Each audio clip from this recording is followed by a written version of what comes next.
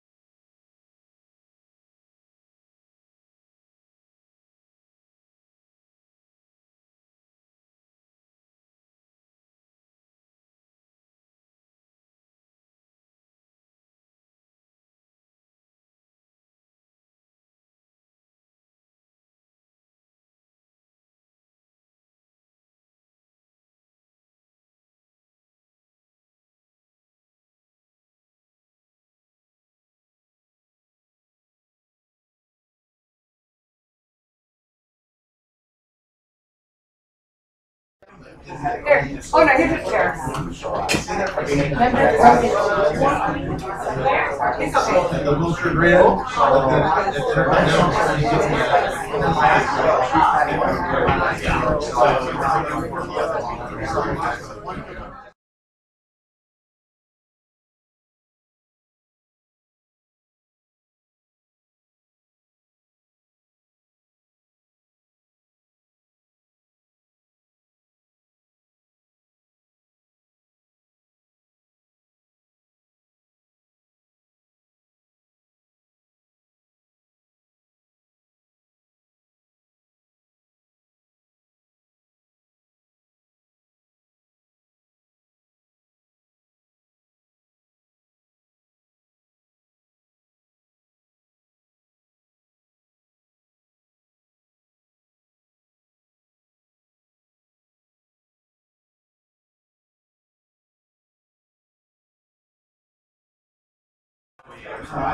They didn't have a ready.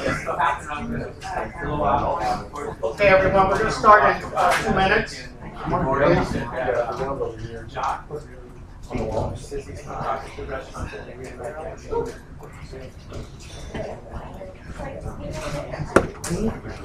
Julius, I think you're. Yes, sir. Found. Thank you. Good morning, Julius.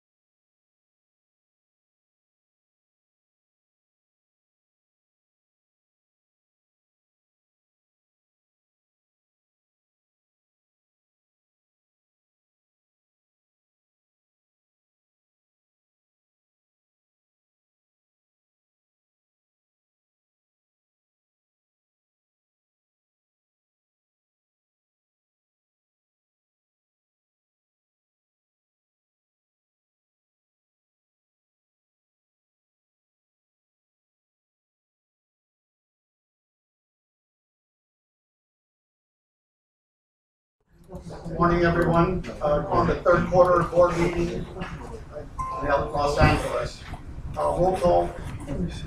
Chairman Montez, present. Remember what I said last time. Gomez.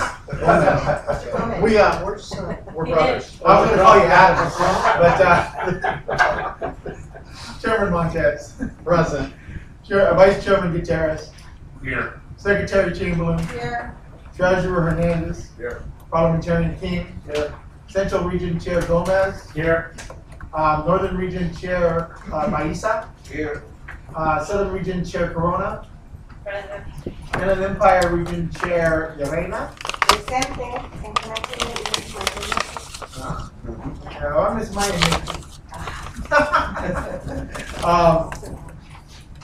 Chair Emeritus Ken Macias. CEO Canetti here. Council Garcia. Central Region Chair Placencia.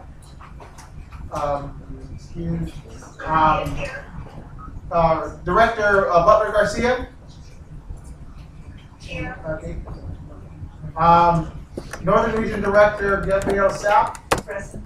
Northern Region Director Suarez. He's going to be late. He'll be here by 9:30. Southern Region Chair Argumedo. Here. Present. Southern Region Chair Limon. Here. Inland Empire Region Director Esquivel. She'll be calling in. Okay. Inland Empire Region Director Miguel Contreras. Present. Director Mello. Director Mendoza Cruz. She's on her way. She's on her way. Director Martinez. Director Cubas. Excuse. And then we have CHECF Chair James Duran. I know he's here somewhere. Okay. Mr. Chairman, you have a quorum. Thank you. Thank you, everyone. Before we do the guest introduction, Mr. Macias, I just want to say on behalf of this board that prayers are with you and your family. Some of you don't know that our chairman's mother passed away. And as you can see, his commitment to this organization, he's here. I want to thank you for that. That says a lot of the commitment. The family, the CGC family is here. Thank you very much, and I appreciate all of your condolences.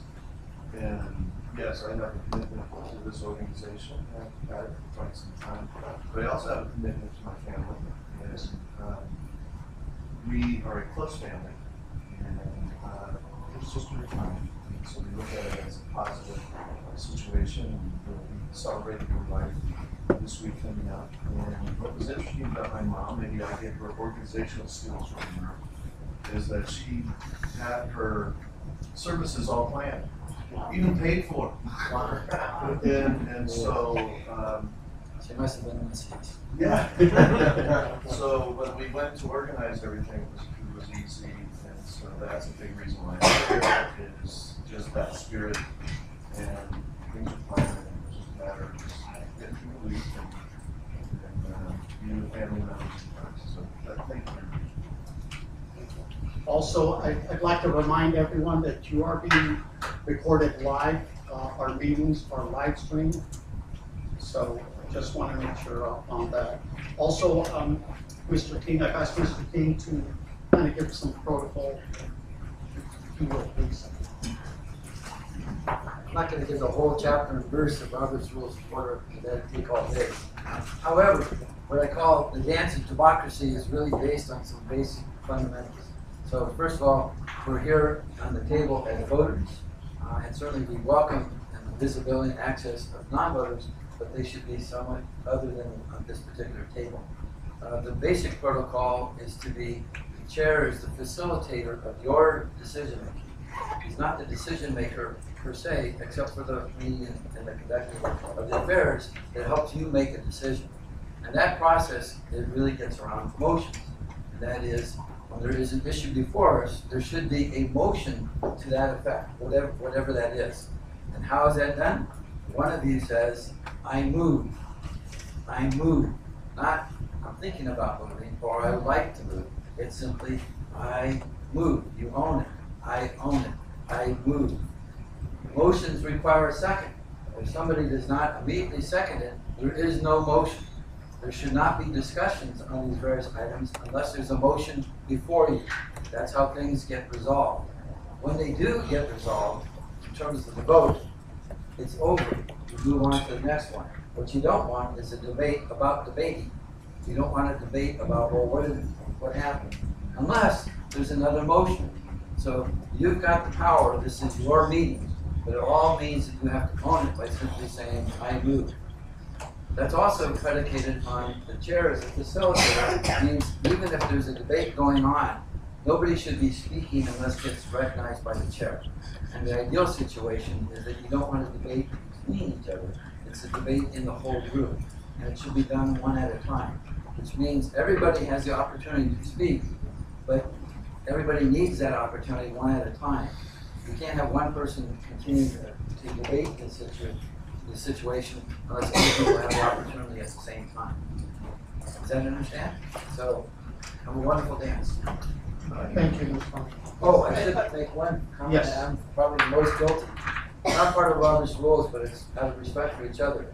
When you do have a motion, when you do want to speak to something, stand up. Stand up, because that means it's letting the floor know, it's letting everybody know that you have the floor, it's your turn to speak. And it also makes it easier for everybody else to understand, to be able to respond to you. So again, it's one of our informal protocols, but that's been valuable also. Thank you. And I've asked the parliamentarian to make sure he keeps me online, but also the board and staff to make sure we can run this smooth. I guess that's, oh, yeah, and also the reason we're doing this, because there's a lot of passion in this room, but we need to move this meeting quick. Now, we have some guests in the room Would you please announce yourself, sir? Hello, everyone. My name is Ray. I'm from Veronica and Julius. I'm the associate director. So I'm Congratulations. excited to be here in our office. Thank you. What is your last name, Ray? G-A-L-A. Thank you, guys. Welcome. Morning, everybody. Carlos Olorson, I'm the CEO of the Hispanic Chambers of Commerce of San Francisco. I'm Associate Director for the Northern Region, and I own Multivision Latina, LLC, Business Consulting and PR. Glad to be here. Thank you. Give applause to Carlos. So we're supposed to be in Spanish. That's what I know. Lo puedo decir en español. Good morning, everyone. My name is Fidel Gomez. I'm with the University of Laverne Small Business Development Center, and I'm the Associate Director of California. And excited to be here. Thank you. Thank you. Congratulations. Good morning, everyone. My name is Sal Ayala. I'm an Associate Director in the Inland Empire. Excited to be here again. It's my second meeting, and I'm here to support our group. Thank you. Good morning, Judy Castro, with the Foundation Board.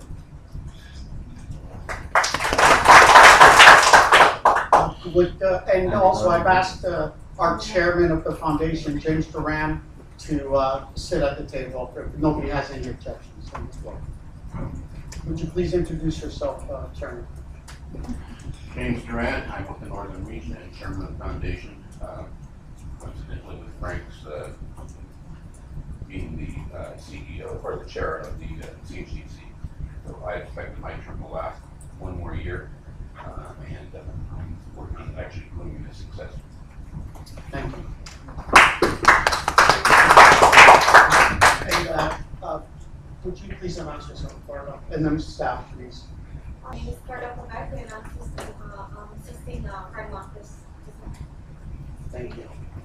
Staff on? Juan Novello, Senior Vice President. I would say membership services. Maria Bautista, VP of Program Migration. Laura Cabanero, Office Administrator. Thank you, Laura. Michelle Nguyen, Executive Assistant to the President of the City. Luis Lopez, CHCC. Yes, yes.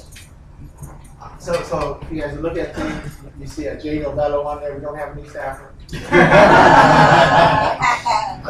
hope we do want to congratulate one. We got there. And so,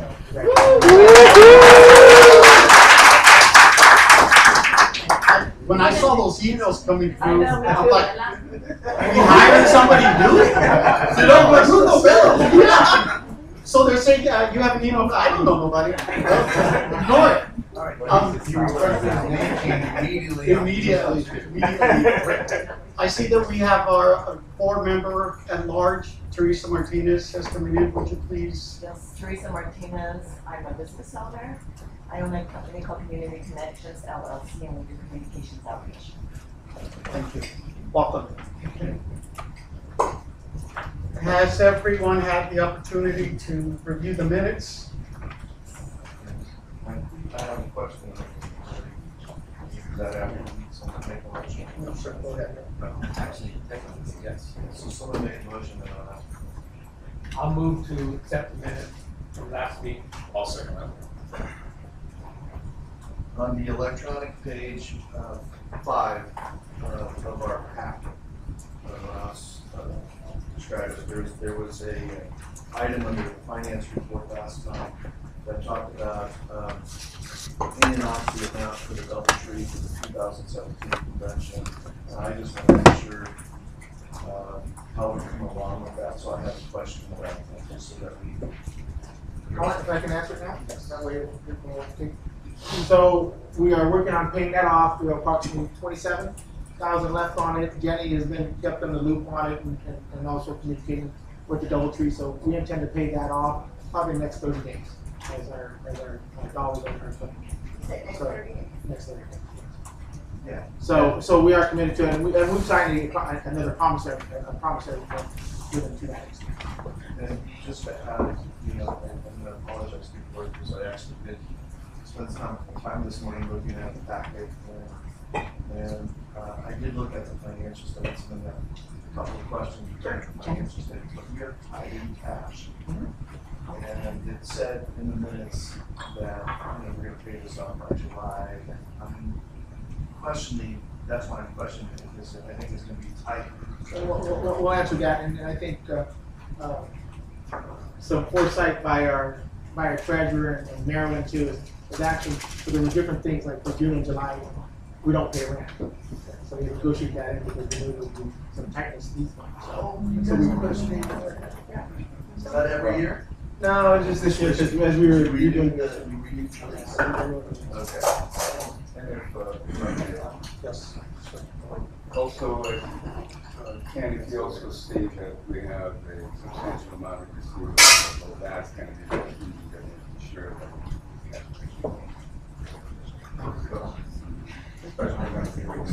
Okay. Anybody else? Okay. Call for the question. All in favor of approving the minutes signify by saying aye. Aye. Any opposed? Any abstentions? Motion carries. Thank you. Okay, approval of the agenda.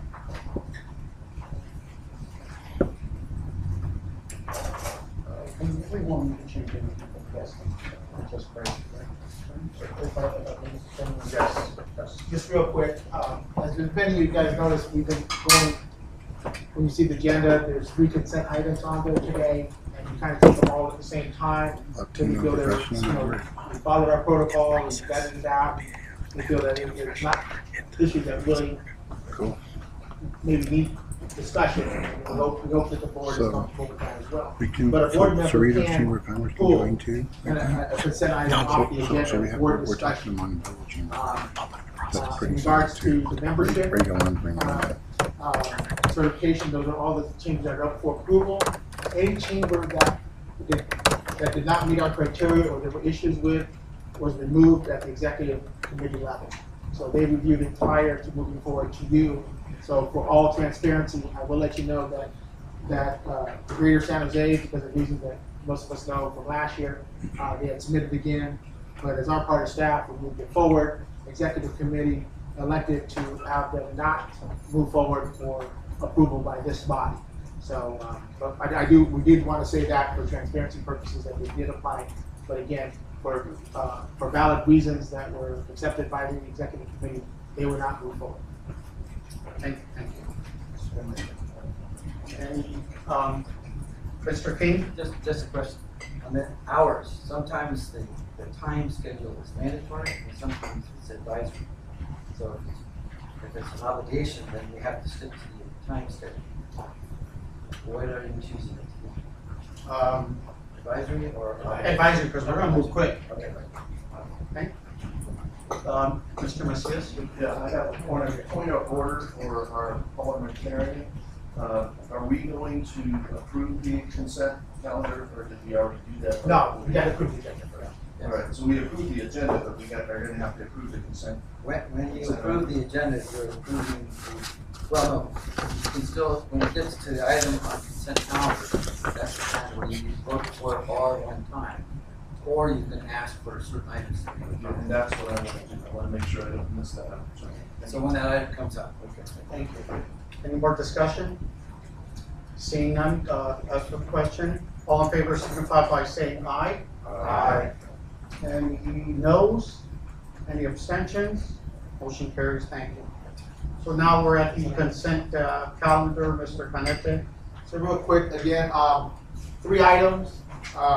Approval of members for 2018-19.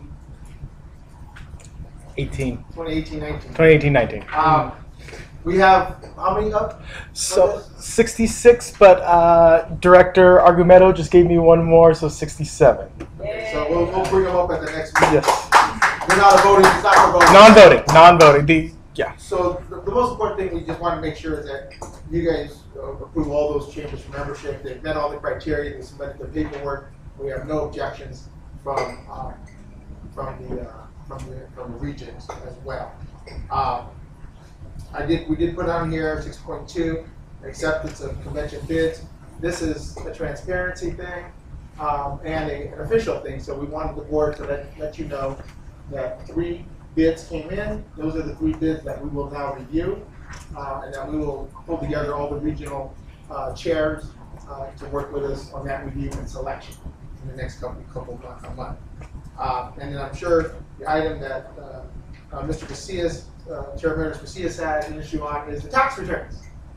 So please give them a little bit of your insight, I guess, on the tax returns. Well, I want to go through the. Well, we there have should to- be a motion first. All right, so those are the 3 items for consent. I'll entertain a motion to approve the consent calendar. I'll move to accept the consent calendar. I'll second. Mr. Bites.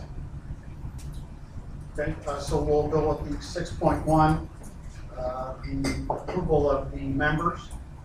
So, okay. Do you have any items you want to? Yes, discuss, Mr. Casillas? Thank you for recognizing me, Chairman. I'd like to move that item 6.3, as Julian knows my behavior as anticipated. I want to move the CAC tax return to out of the consent item for discussion, and I even have a suggestion. If you need to have a suggestion where I want to move it, I want to move it at the end of our financial statements because it's related, and I just have some quick questions regarding the tax. Okay, so if that's okay. I'd like to make that amendment to the motion. Yes. To remove it from the consent calendar doesn't require a motion. All you have to do is object. So it's now approved. Just So we'll take it up after. But to move it to a particular place on the agenda, Mr. Chair, what you could say is if there's no objection, we'll move it, and that's fine. So But you may ask that. So you want it after the financial? At the end of the plan. Okay. Because it's related. If there's no objection, we will move 6.3 of the consent calendar down to item 9.1. So is There's a everybody? motion in front of you is still to approve. To approve the consent calendar. Well, Yes. Any more discussion? Has everyone had the opportunity to review these? Any questions? No questions. Okay. I'll entertain a motion. Wait, Mr. Durant? One question. I see that the Contra Costa Chamber is not dead complete, these are filed. Correct. They're very active chambers. Staff has been in communication with him. I know he's been busy with a couple of events. I spoke with him last week. Alex, the status on him? He's currently finishing up the process. He's going through. He's finishing up. I talked to him. He's finishing up. We really don't, since the central region doesn't have, the northern region doesn't have elections, you know, the ones we are concerned about on timely filing are, of course, the northern and the Inland Empire. the central inland. But yeah, he is in the process. Answer your question, Mr. Chairman? Thank you. Okay. All in favor, signify by saying aye. Aye. Any noes? Any abstentions? Motion carried. Thank you, everyone. 66 in the record. 67. 67. 67. I don't have much to report from last quarter. Just reaching out to sponsors from this whole week till the convention and past that. I'm on fundraising mode. That's what I will be doing along with Julian and Vaughn. Money. I also would ask this board to reach out to businesses or corporations that you know. You know, we all have to dig in and help raise these funds so we can bring more programs to our small businesses in our community. We have a lot of potential here and a lot of great people. So please, if you could assist us with that, it would be much appreciated. Thank you. Oh, wait, sorry.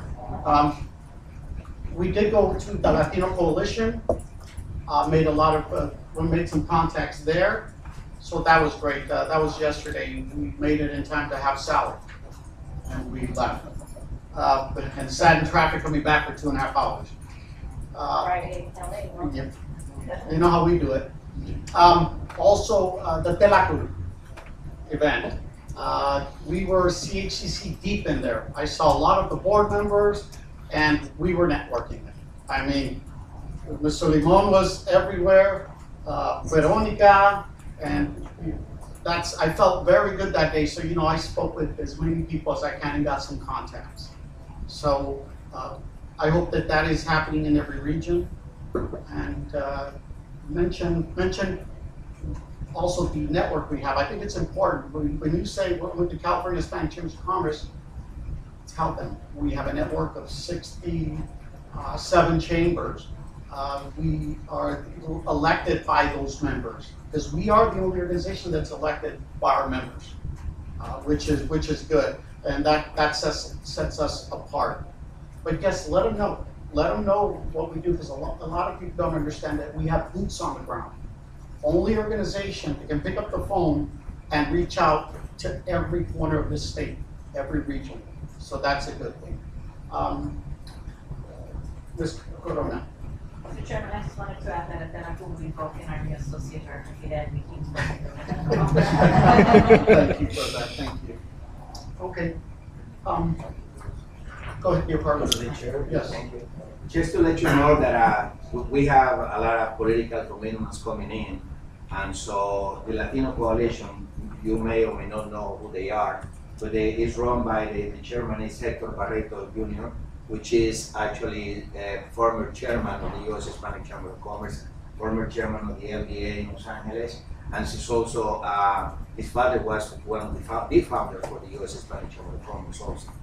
And they are very much involved politically. That's an organization that we should be looking into working with them and working with all the rest as coming out with a lot of new elections, and we need to make our mark in that direction. So they are a good organization. Thank you. And we are working with the Latino Coalition. We have a great relationship with Hector Barreto. Mr. Duran. Frank, I'm wondering, could you give us an update on the situation with the USHGC and how that's evolving?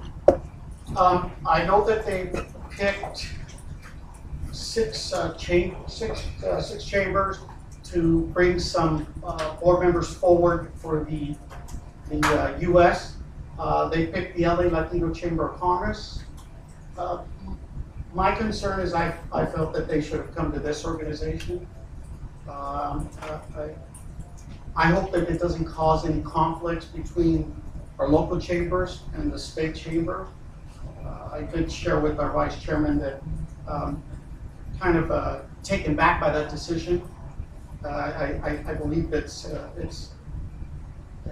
I'm just going to say, I think it's disrespectful to this organization.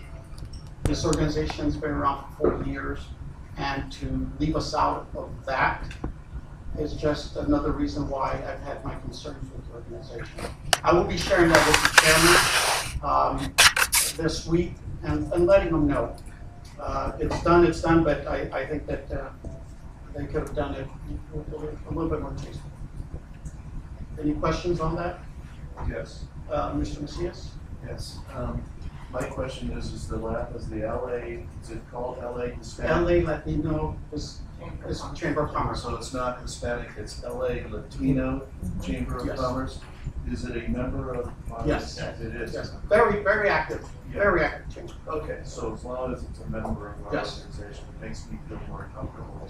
I do know at least one of those board members. It just makes me concerned also. I agree with your sentiments, and maybe because of your leadership, your active leadership, being involved with another organization, I wonder if that had anything to do with it. I think we can answer that question. A meeting organization, or maybe we need, and if so, maybe we need to take another run at it from someone else in this group to try to be sitting on it, because I really think that someone from this group needs to sit on it. I can tell you that the U.S. Hispanic Chamber of Commerce is moving forward with good things.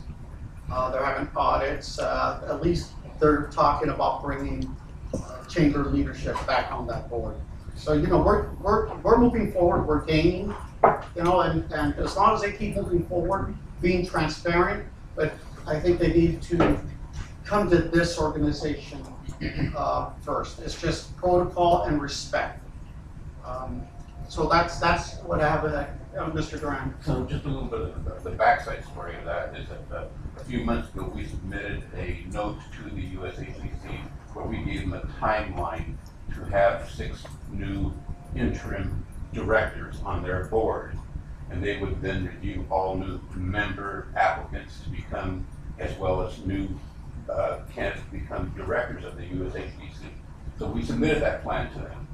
And the reason why we submitted that plan to them is they were undergoing a meltdown. Some board members had left.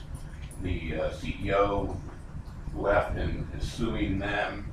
And there were all kinds of things going on that were not necessarily good within the organization. So we submitted a plan to them about how to restore the organization to a balance. So they've actually taken some of our ideas.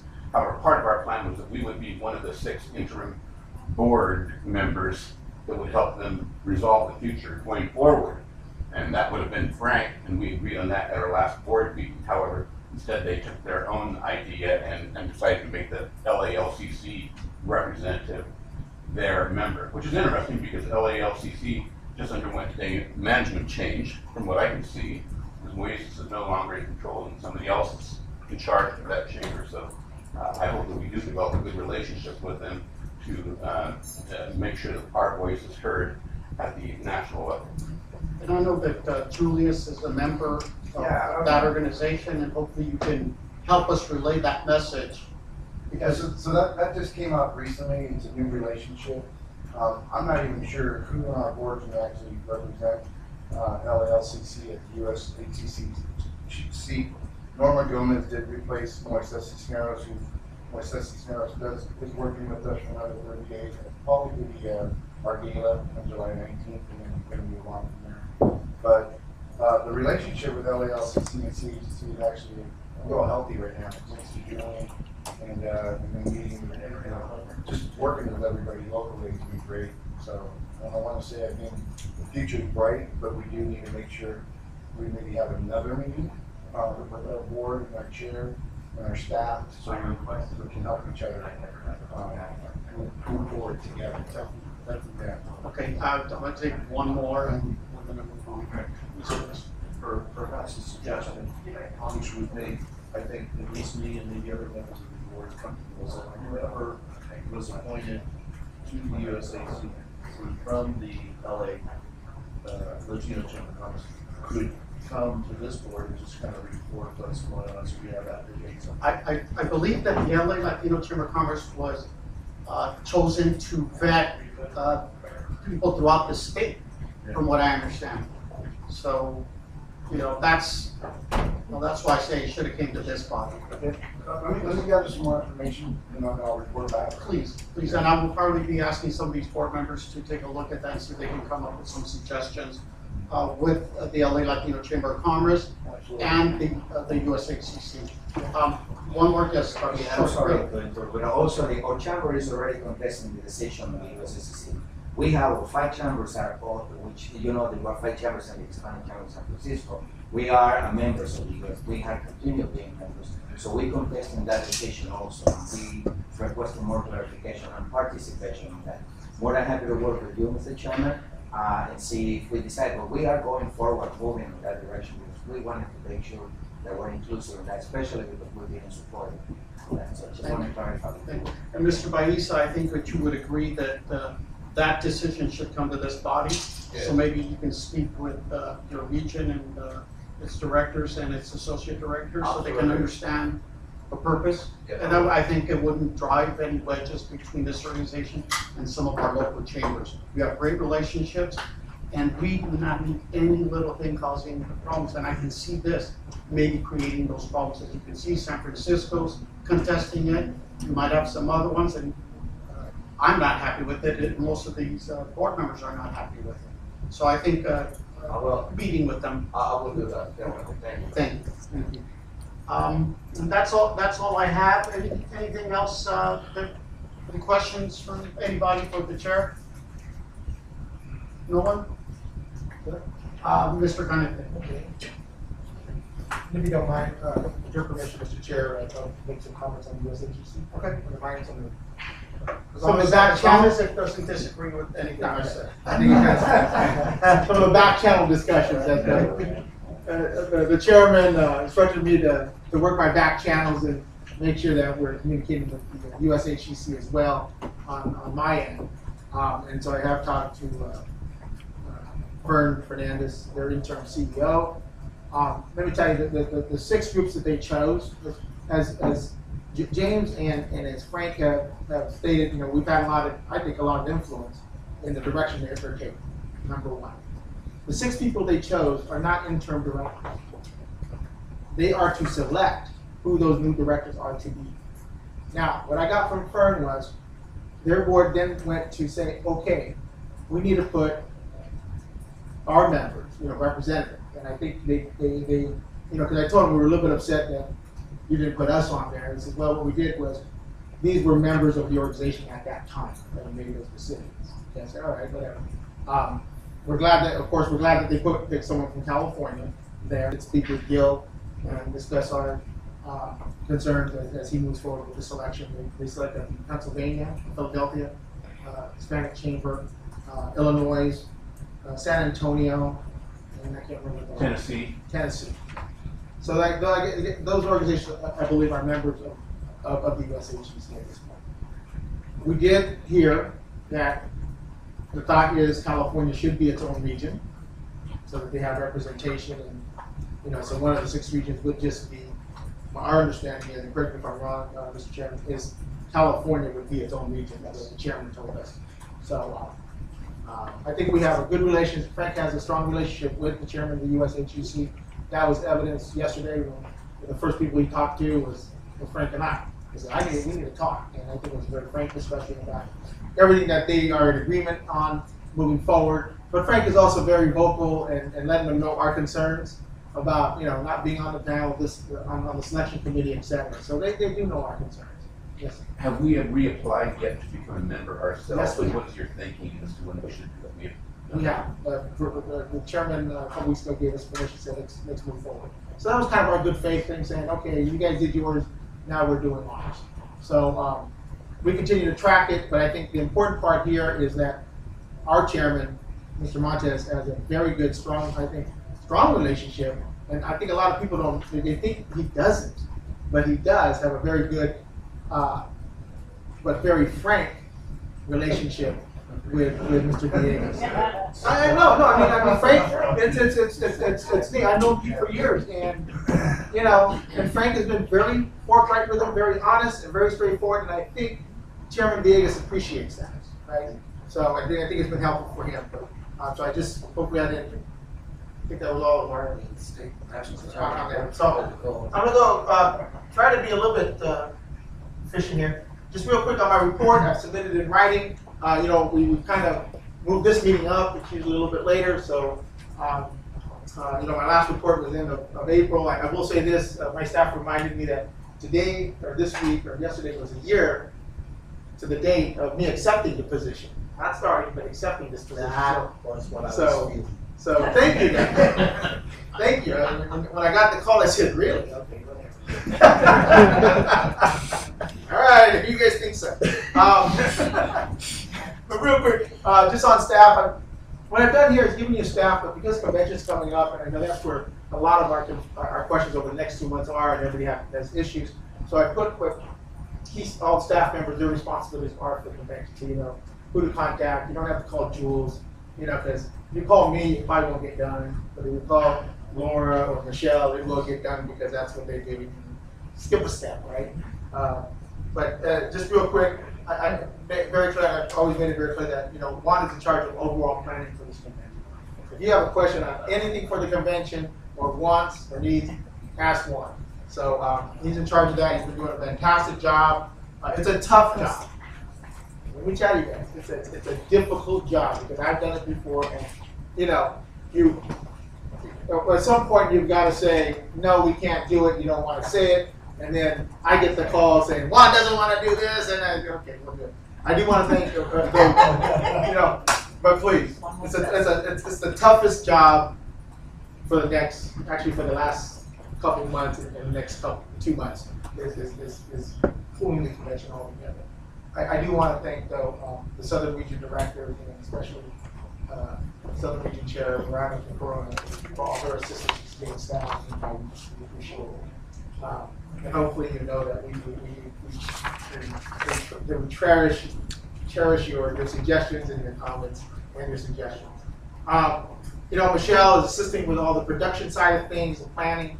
I think today they're going to issue out board roles in regards to awards and different places we'll be playing out, so that, you know, as you get calls, you know what your role, what award you're going to be doing, what day you have to be there for sure, what day you can't go play golf and have to be at the lunch, etc.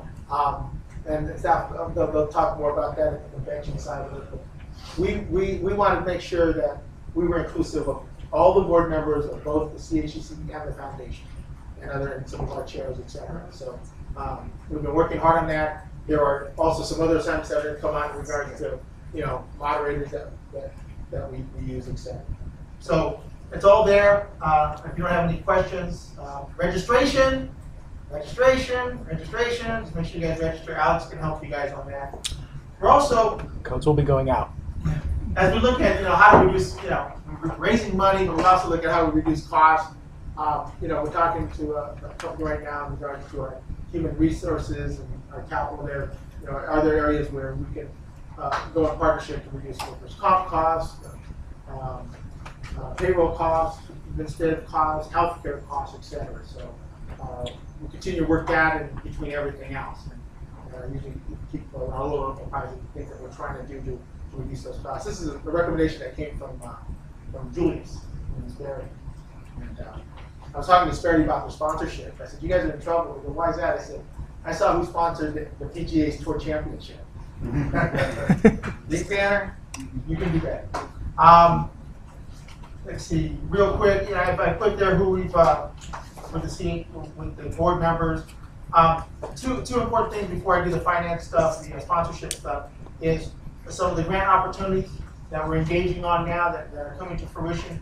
Energy Upgrade California. We just signed a $30,000 agreement over the next couple months.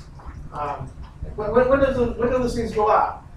Tomorrow? Tomorrow, yes. So watch your social media. A number of our leaders here around the table will be featured with their sons on a little Father Day social media thing about, you know, energy conservation, etc. So on the contract, we're trying to play in as much of our Hispanic businesses as we can, and getting them featured on these statewide media platforms that they're working with us on. So we've got the first 30 from them, committed, billed out, invoiced. We are now next week working on what they've secured is a $100,000 grant for us that will go on so we can continue this beyond. So and that'll go through the foundation. So again, you know, donate money through the foundation as well. But that's another $100,000 that we'll do in the next couple of weeks just for that. Continue, U.S. Small Business Administration have had discussions with Washington D.C. on a cooperative agreement with the 7J program. Now that they got, I guess, what resembles a budget in Washington. So we continue to talk with them. Wells Fargo, we're now negotiating, we're doing our final impact reports for the last grant, and I think we're about a couple months earlier now to submit the next grant. So we moved that up a little bit. And Tim and I had talked about how do we move up that grant, so we are doing that. That would be a minimum of $100,000. We're negotiating, trying to negotiate. Bank of America, many of you know, show they came on as a presenting sponsor at $55,000 for the convention. But more so, we are now talking with them on the foundation side. I reported this yesterday for a grant on the foundation for technical assistance. And then working with California Emergency Technology Fund. So what I do need to know if chambers have or working with computer centers, we're able to get some money now to help build those computer centers or improve them. So again, that will come through us. I kind of put all the meetings that we participated in throughout. Maria on the foundation has been restructuring a lot of the programs and getting them institutionalized. Legislative conference, many of you attended. You know, we had what, 140 people at Ledge conference. We had another 130 that participated in the government matchmaking side, and then we had about another 200 at the appointees reception. More importantly, we had 75 individuals go on visits. the capital office, we had about 40 visits. So with that end, we feel very happy with some of the results there. 2019, as we said, we got 3 bids, Bakersfield, Visalia, and Fresno. I've also instructed staff to prepare the 2020 bid so we can get ahead and all the way to 2021. That will go to Northern California. We got to work kind of early with the Bay Area. So we're trying to get ahead of the game. And as we get ahead of the game, when we do those things, we get better discounts, better pricing, and we'll do it. Can we get up the sponsorship deal? I do want to thank all the board members for the, we announced 67 members now. I think a lot of that comes from over the last 3 years, better engagement with our locals. Plus, you got the spreadsheet on screen right now. Better engagement. I think staff has been very engaged with local chambers as well, but more importantly, I do want to thank our regional chairs and our regional directors for all your activity and engaging these new affiliates and these new members. So I think it's been a true example of real teamwork, of the 2 parts working together for the benefit of us. So Raul's going to do the financial report. I want to do this before kind of set the stage. Where we're at. Can you scroll down a little bit, sir? Julian? Yes. Where is that on this? It's, oh, you probably don't have it. Can you get up on a screen on the computer, Michelle, for Frank? On my computer? Or computer? So I can't even see that. It's in the packet. It was in the packet. You probably didn't turn it out. Page 780 on the pocket. So if you go down a little bit more. This first column is what we've collected to date, and new sponsors. You can see we've added some pretty diverse group now, right? Sherwin-Williams, ConAgra, companies you probably haven't heard. I'm still trying to figure out what the Joint Pet Industry Council is. But anyway, Weed Maps. Okay, I don't know if everybody knows what Weed Maps is. But, I know Gabe does. So right now at the end of the last quarter, we had done 203,550. That's just new dollars in 2018. That's not what we collected from last year. So, and then the second column, go back up, the 281,500. These sponsors here, when you see the list on your packet, these are all confirmed sponsors that have been invoiced and are awaiting their payments right now. Okay, so that's 281,000 that we've got on now. Yes, sir. I see the Chase ending up to 30,000. What kind of a obligation were you made with them? What do we owe them? Economic Summit and Convention. Yeah. And so that's on this side here of the column, it's spread out of what the commitments were on this side. So it's extremely small. So as we go down to the yellow page, 228,000. These are sponsorships that we've negotiated and we're waiting for the final yes to invoice from the corporate. For example, you have Coca-Cola here for 30,000. Our chairman just stepped out. The chairman and I walked into the Latino Coalition meeting yesterday. First thing Pete said, we're in, we're committed, we got it, right? So now, tomorrow or Monday, we'll bill them. So those are all out right now, and these are what we're closing next week. So and that's trying to invoice. Excuse me, but Yes. just by his verbal, that's enough to send a bill. Yeah. Just verbal. Well, I'm going to send him an email saying this confirms your commitment. Okay. Just want to make sure. And he'll send back yes. So I have my documentation in case the audit or whatever asks me. Right, great. Okay, so that's where we're at. These proposals are out. All we're waiting is from them the yes. Okay, we're clear to invoice what people are expecting right now. So another 228. So I think what was the other amount up there? It was 203, and then plus 281. You can go back to the yellow part more. 281 up plus 228. Okay. So now the green part here. Next week, this is what Michelle has on my books to finalize, to get the proposals and get them to the billing stage. Is moving forward by next week. That's another 195,000 that we're looking by the end of June. So we're looking at closing out probably by July 15th to get these finalized. We're looking at a total of income for the year at that point of $980,000. Our revenue last year, at the end of the year, was 621,000. Any questions? No, it's not done yet. Don't congratulate me yet. It's not done yet. I would like to ask, is Pepsi Cola really only 15,000? No. Coca-Cola said 30,000? No. Here's the deal with Pepsi.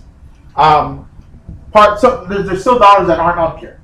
So the Pepsi Cola sign on here is my side, which is $15,000 from the Public Affairs Department, Government Relations. Frank and I are taking it from all angles. Okay, this is how it works. So of course we have Richard Botnez, which is on the consumer side and the marketing side.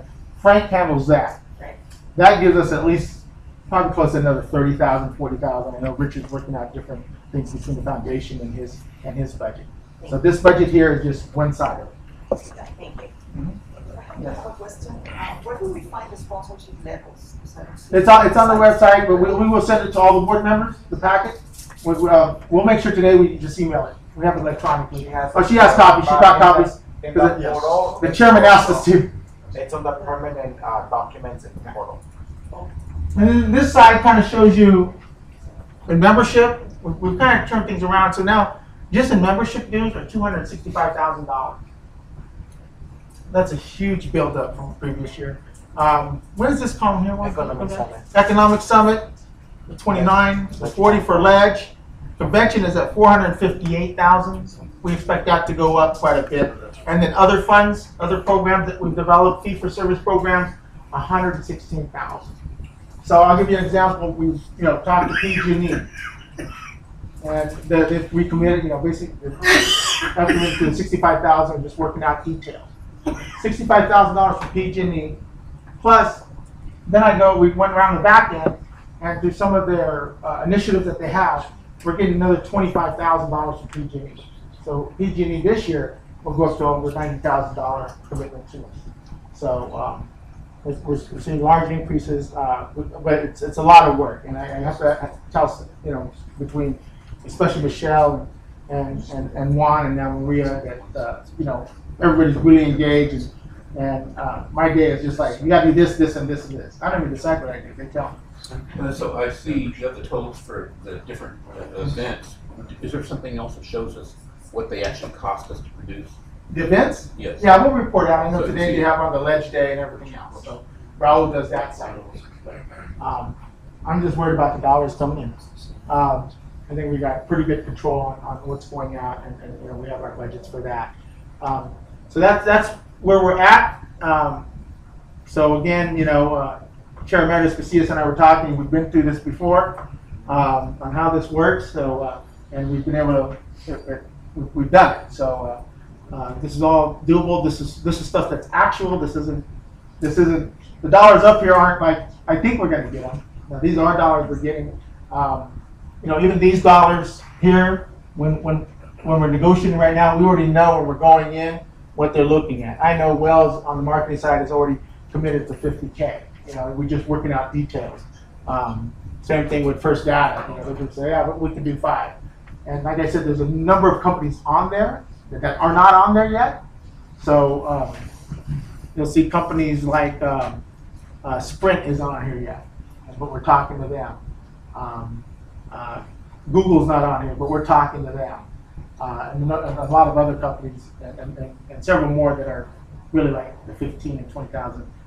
Capital Bank isn't on here yet. So, yes. Yeah, I noticed on the list from last year's convention that they're not on here. Are we making an effort to re-engage with them? Yeah. Because I think if we saw that list of people that didn't re-sign up, we can help out. Oh, no. I noticed Frontier's not on here, but I'm starting to do. Frontier should have been on there. Frontier's on Oh, she is on there? Yeah. Okay, Yeah. cool. But there's a couple companies like you don't see Aetna on there yet, right? Because we've already talked to Clemente, but he said, as soon as we're taking the grants, I'll let you know. So we know what we're gonna get from Clemente, but we just don't put them on there yet. We gotta have some stuff to surprise you guys with later, right? We're trying to hide another $100,000 that could come in by July 15th. So that's where we're at. I mean, it's not an easy job. It's what over the next month and a half, 2 months, my time is consumed with. I know Michelle is. Some people have said, hey, can you come down here, Michelle? He can't, because he's got to do money, right? So you know, we love engaging our local chambers and working with them all and going out to Bakersfield or Orange County. But at the same time, you know, I think staff is real good about setting the priority and what the priority is. And we know that this is important to not only convention coming up the rest of the year, but our future. So this is really the turnaround for a sustainable future for the chamber. And we're also trying to practice, as you said, see here, we've got this other thing up to about 116, and those are the fee-for-service stuff. This doesn't include what's coming into the foundation. 100,000 that I just talked about, the energy upgrade grant, and that's not on here. The Wells Fargo commitment from the foundation side isn't on here. The foundation side that we'll be talking with BFA is not on here either. So That's all CHEC, not foundation. yeah, most of the CHEC, there's a few dollars for foundation here, but the big dollars for foundation. You know, like the 30,000 for the energy upgrade right now goes to the foundation. So, any questions? Yes, sir. Just a recommendation. On that, you have the big companies, you have the utilities. Well, what I suggest, and Julie and I have been talking, is their primes. Their primes that work for the gas company, all these large utilities, reach out to them. If you have any connections with the Edisons, the gas companies, ask them to help you, and they will give you a list of their primes and set appointments up for you.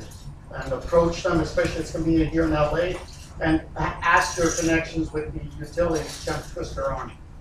And I do want to say this, and thank all the board members, because we're not getting to this number on our own. This isn't because Julian came on board. It's because of, I think, the working relationship that we've developed now between management and the board. You know, I do want to thank individuals like Bob, Brenna, I think, of course, the chairman. I think Dennis as well. I hope I don't miss anybody. Julius. They've all hit their 15,000 mark. So I thank you, and you know, I think it's important that we let everybody know, because so often we don't recognize the board members that hit that mark that we've set. So I thank you guys all. Please, thank you. And I do want to say this because, you know, Veronica's in the running, Mike Limon, I mean, they've got a lot of people up here that we're closing. I mean, we're the ones that are supposed to close it, you know. They just say, hey, talk to these people and get it done. I know Maria's got a couple in the pipeline. Marcus does. Of course, James on the foundation is a whole other story. He's been working on us and guiding us there, so we meet the goals over there. I know Chairman Macias has a few in the pipeline now, and I know many of you too. The others are now saying, okay, I've got such and such after today's meeting, saying you need to contact this person and that person. I mean, other funding things that we're going to look at on the foundation side and the chamber side are Gabriella and I are going to meet, you know, the vice chancellor for community colleges and workforce development, or what do you call it, workforce development now. They've got about almost half $500 million, $400 or $500 million, and we've got a good relationship with the vice chancellor. So does Gabi, and so we're trying to figure out what kind of programming that we can do that not on the state level but for our local, that engages our local chambers as well, and dollars for them to execute some workforce development programs throughout the state. So we're going to be kind of brainstorming that and what we can do there. So again, there are different ways. Judy Castro has been instrumental in us kind of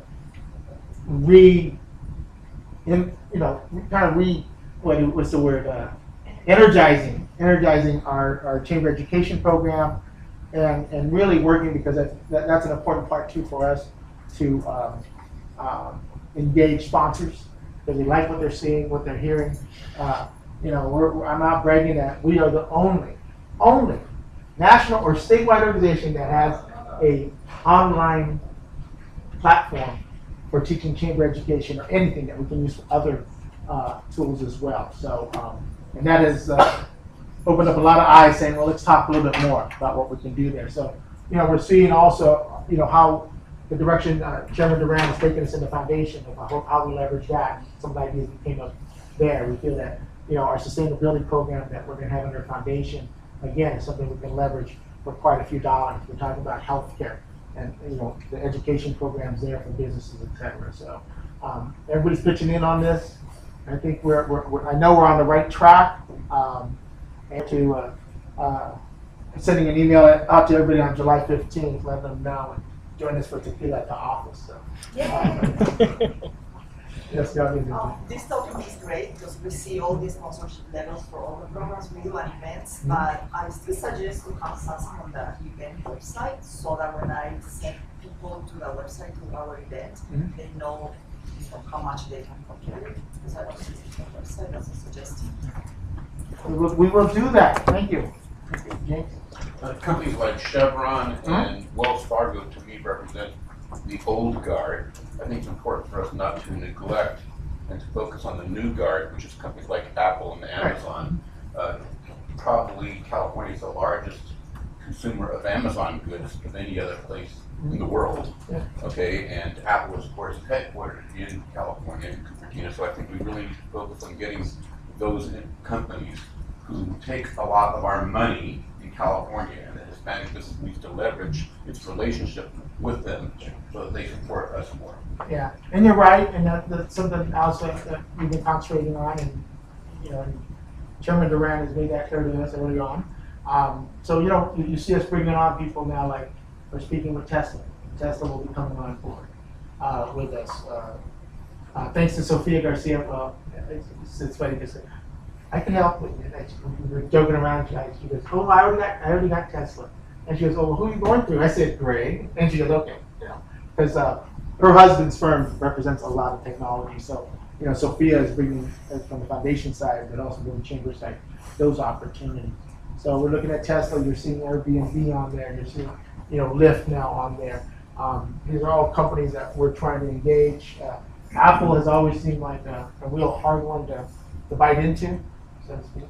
But we're working on it. We've got some new insights. But we have Intuit that has been a big, a champion level, $15,000 every year.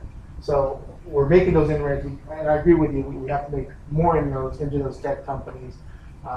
Even companies like First Data, who's a tech company as well, and increase their participation. Yes. You mentioned Lyft. I was wondering if you had talked to them, maybe we could work something out at the convention. That's what we're doing. Oh, we're leveraging both of them. Yeah. Lyft and Uber, Yeah, that'd be great. Yeah. That way people I'm saying we could put your little thing on there, and they can just put their phone on there and access and all that good stuff. But also discounts and all that stuff. Yes, sir.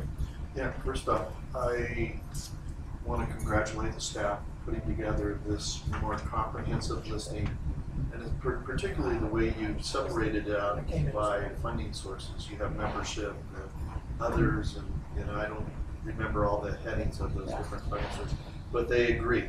Okay.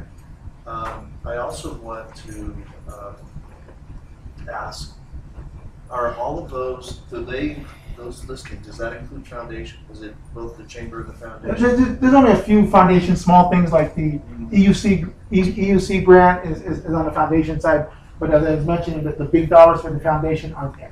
The big dollars. Yeah. So it's 100,000 from Wells, or 100,000 plus from Wells, 100,000 from the next EUC grant are not listed on there yet. Well, and then I also want to say that by having this here and having this available to staff and all of us, it guides us on what our goal, minimum goal, to go get as we go and try to close the deal. So this is really the value of a schedule like this. Okay. No, thank you, and I think that's a lot of guidance from when Raul and Marilyn and I want our meeting on finances and the committee is like, the question is how do we get there? Are we going to get there? Is it 80% certain, 90% certain, 100% certain?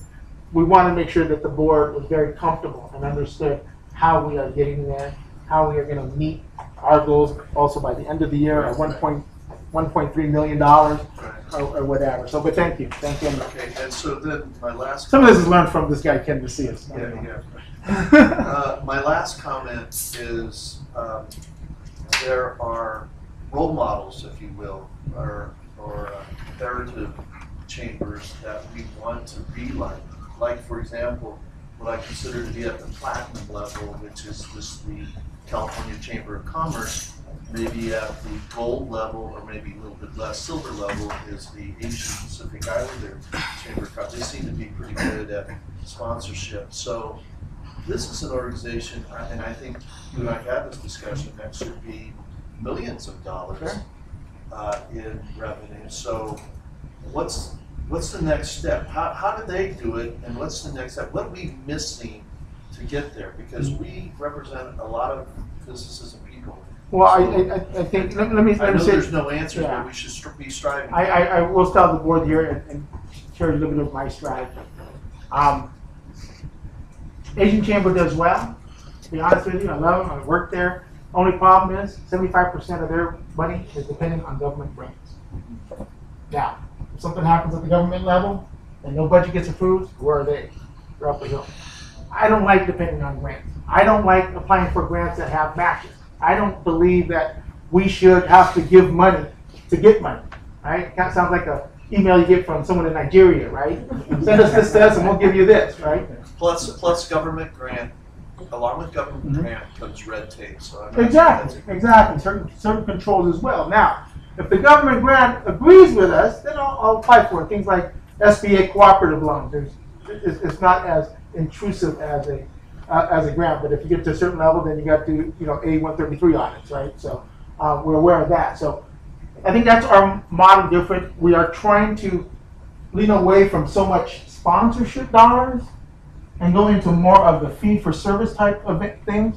That, for instance, the Bright Coalition comes to us and says, we want to give you another $25,000 because we want you to educate chambers, right? It's within our our purpose and everything to educate people on things. So yeah, let me go for that. Those aren't dollars that I could lose. So anyway, James? I think the other distinction is that between us and Cal Chamber, as well as UHDC, is we are not dominated by the corporates.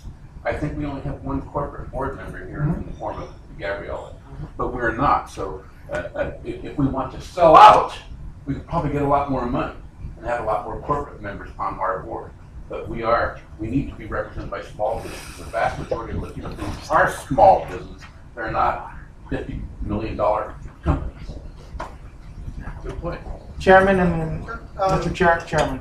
Is Verizon coming on board? Yes. This year?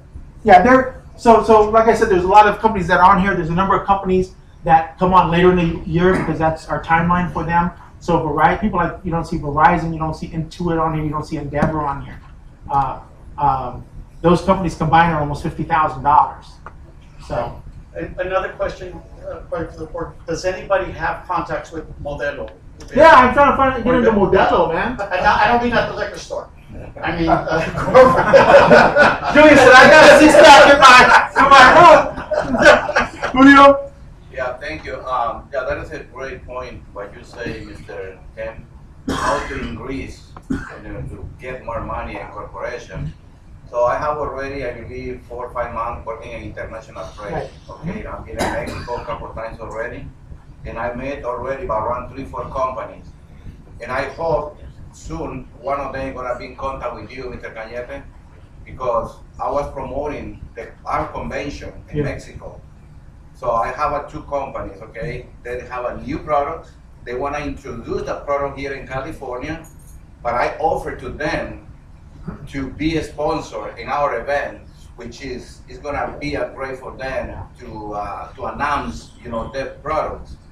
So I'm doing that, and I'm going back. You know what I mean? And I believe this is one of the key for everybody. I mean, sometimes we travel, we have to use, to let them know those corporations. We borrow this the California, the CACC.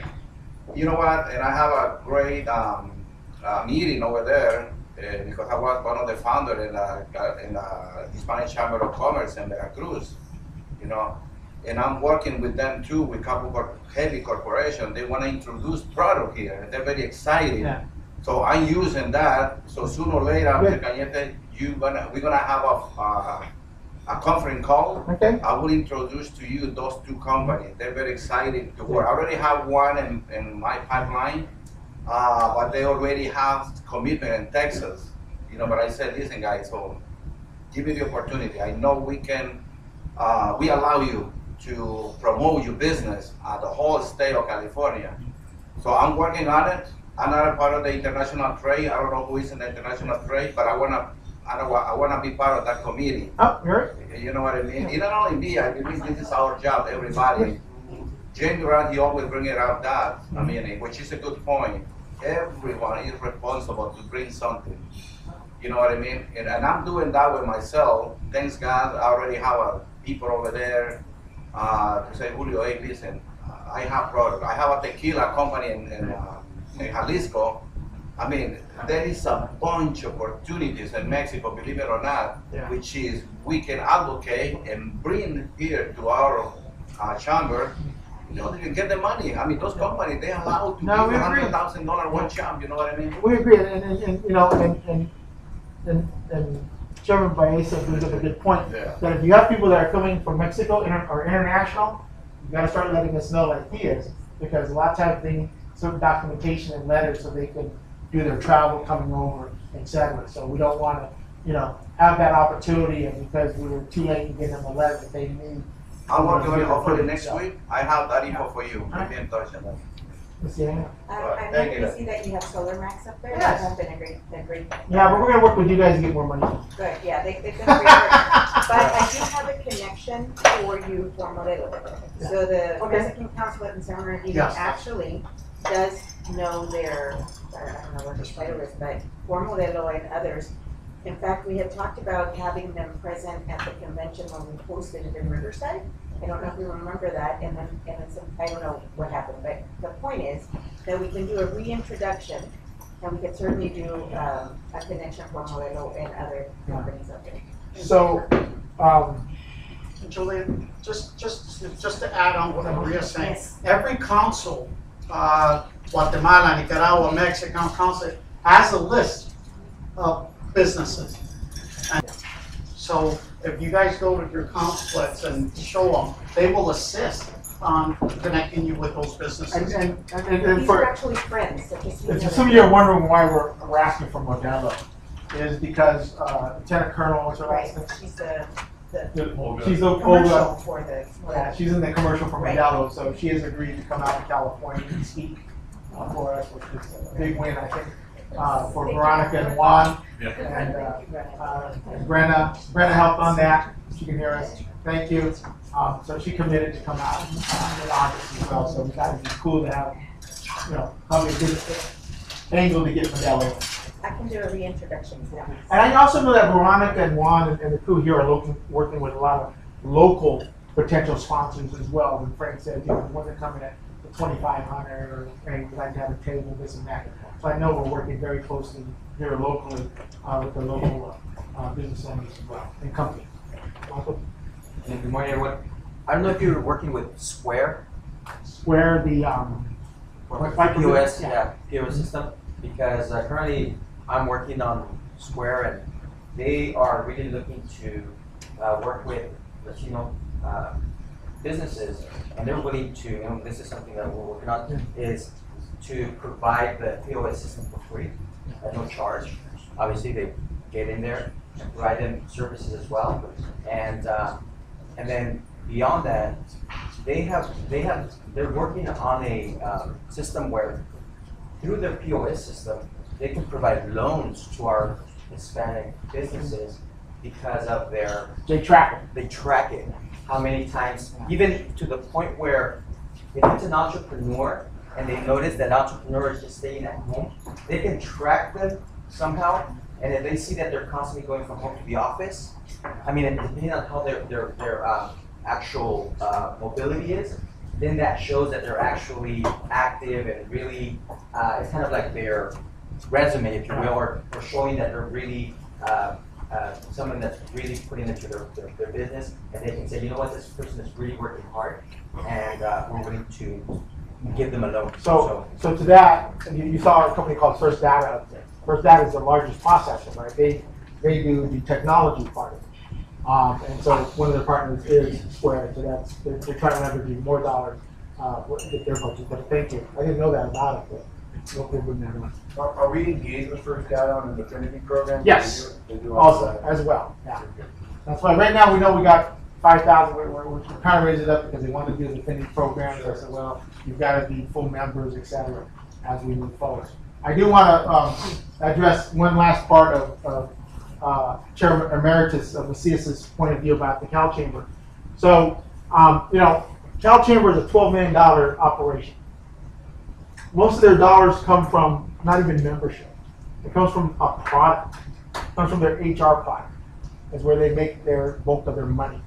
Alan Zerberg was a very smart man, said, what is it that we can do that business will, well, I can't afford to have an HR manager, but I'm more than glad to pay $500 a year to have the resources, et cetera. So that's where most of their money comes from. They get, of course, big membership dollars. I mean, companies like AT&T, who gives us 25, gives them $100,000 to be a member, right? But so, Maria and I have been talking and Juan and saying, what is there that we can develop that we can monetize? Is it in the area of procurement, program? I mean, I see some of our small businesses, they buy into, what's the one with the state called? BidSync, right? You get it for free and the BidSync says, oh, for another $295 or $395, you can get all this, which I'm going, makes no sense. It's of no use to a small business, but yet they pay it, right? So, we're trying to be creative and saying, what can we develop? I know on the membership side, we're also looking at more affinity programs that we can bring on that are of use to our members. That, I could put out affinity programs like crazy, but nobody will participate in them. So, what we do want to do are affinity programs that we feel or know that our businesses will participate, because that's when we generate income. For instance, right now, what do we get? About $8,000 a year from Liberty Mutual on an insurance program that we created in 2004. We created back then. We're still getting $8,000 a year of residuals of the policy, because way back then we had put a big marketing campaign in to make sure that we got that base, and that base has continued. Some people drop off, some new people join in. So anyway, any other questions? Hopefully yes, please. I have a question in regards to your corporate council, the CHCC corporate council. What does that entail? So the corporate council, and we'll be doing that probably around convention time, is just keep corporate partners that are at a certain level. They can sit on that council. Usually it's what, $10,000 level, I believe. 15. They do their membership at 15, and they sit at that council. Okay. And how many are on there? I think we're going to have probably about 5 right now. 5 on there. Okay. Don't hold me to that. It might be more. Because I think it's of interest for us to look at maybe helping the member, maybe the 50,000. Yeah. And bringing in more at the, I don't know if they still do it at the LALCC, but when I was there with the LALCC, we had interest with the corporate people to come and sit on our corporate advisory board at the $25,000 level. Yeah. And they would do in-kind, give or get in-kind. So most of them, and what you call it one, because a lot of it's tied to also the sponsorship, right? So for instance, one of the 5, of course, is Wells Fargo, who does 50. One of them is SCE, who does 50. PG&E, who does 90 now, right? So they're at that level. When I say the 15, that's their minimum membership fee that they have to pay. And then they pay some more, but we like them at least at that level. I mean, not even at that, but usually if they're doing the 50, they're at that 15,000. I think I wasn't clear on that, but yeah, they're gonna have 4 a year. So, question for Teresa. Are you saying that you'd like to help with that? Did you just volunteer? Thank you. I appreciate it. If there's no other questions, thank you for the time. I just want to echo what Teresa's saying. Our advisory committee is very active. And we actually added 2 more this year. And I think that's what we started the year with us at LALCC. And they're highly engaged. I mean, they're the ones that really show up to a lot of the local events that we do monthly. And so, yeah, she would probably be amazing. Thank you, everybody. Thank you, Julian. Thank you. We're going to move on to the financial report from Mr. Rule. Okay. Financials are page 76.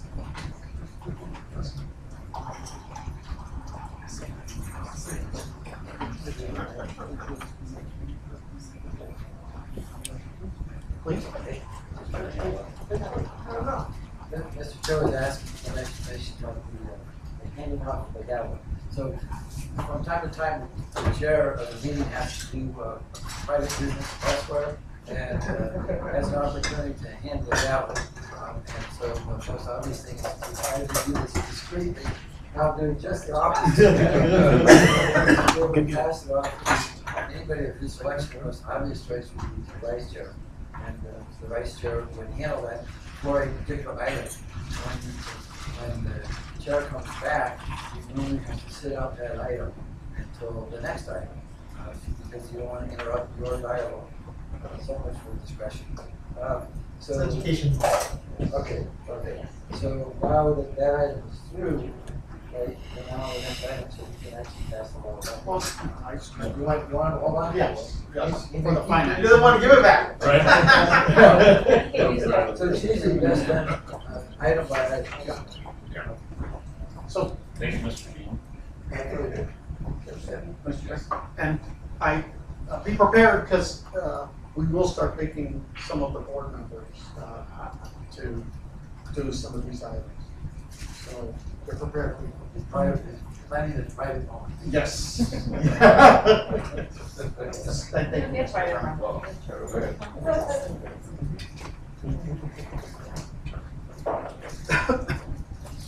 Where would you like me to start?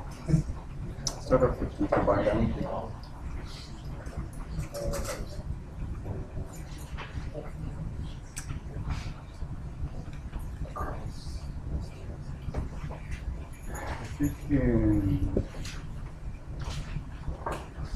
There we go. All right, everyone. As Julius had mentioned, there's a lot of numbers that he had in his spreadsheet. Principally, if we focus on the $908,000 of revenues that are being, at least the minimum amount that's supposed to be raised in 2018, you're not going to see that in any of the information that will be presented today. And the presentation that we're having today is just for May 31st, which is the last set of financial statements available. And the reason why I'm pointing that out is because there's a lot of negative numbers here that are reflected as of May 31st. What we see is different than what you're projecting. It's the same thing. It's page 78. Yeah, but like, for example, the total assets is 390 on the online one, it's only, there it is. There it is. Yeah, I think you got that? Is that the one? No. Okay. Okay, so anyway, as of May 31st, there's a lot of negative numbers, and I want to explain that before I even get into the details of the numbers. Essentially what's happening here is that, we've actually made a commitment, the board has, to build our infrastructure to be able to address not only our fundraising activity, but also our program administration. So essentially what we've done is we've staffed up, and you're going to be able to see that by looking at the expenses as I go through the P&L. But the fruit of those costs that have been incurred has not been yet harvested, so to speak. So essentially where we're at right now, we're at a point where we're reflecting a lot of expenses, but not necessarily all the revenues that Julius just went over. So I just want to be able to make sure that we can explain that. Having said that, it has taken a lot of management of our cash flows. So essentially, and that's some of the things that I'm going to be going over. As you can see here, our total cash is $89,000, but most of that is sitting in our foundation accounts. And those are for program costs, which really are not unrestricted and cannot be used for general operating purposes. This number here, a minus 134, that's what's actually per books in our chamber bank account. We're not necessarily on an overdraft position because there's some timing differences, but it means that we've had to really manage our cash flow through May 31st. Any questions on what that all means? Yes. So I'm hoping at some point we'll be able to address credit issues for the organization to get us out of this bind. And also at some point like to discuss being able to lend from the foundation to the chamber what the issues are, if any, there. Yes, yes, by all means, by all means. And we've had to, you know, we do manage that through our allocation of expenses from the chamber to the foundation. But again, we can only do that to a certain extent because not all the funds within the foundation are available because they are restricted for program use at this point in time. Okay, so again, cash is really tight on the chamber side. And what Julius is planning on doing is making sure that this collection process goes through because as you can see, we have a good amount of receivables on the chamber side, $295,000. And basically what that means is that Julius is gonna have to get on the line, making calls, go out and drive wherever he needs to get a check or whatever to be able to make sure that we can get that money. And if I would say, this statement is actually end of May, right? End of May. So we've actually, dollars have been coming in and trust me, we don't even do checks anymore. I mean, you know, with electronic age, I've got one extending the amount of dollars that we could take on the electronic system because some of these people are now saying, and we welcome it, right? Hey, you got our $25,000 and you want to do electronically?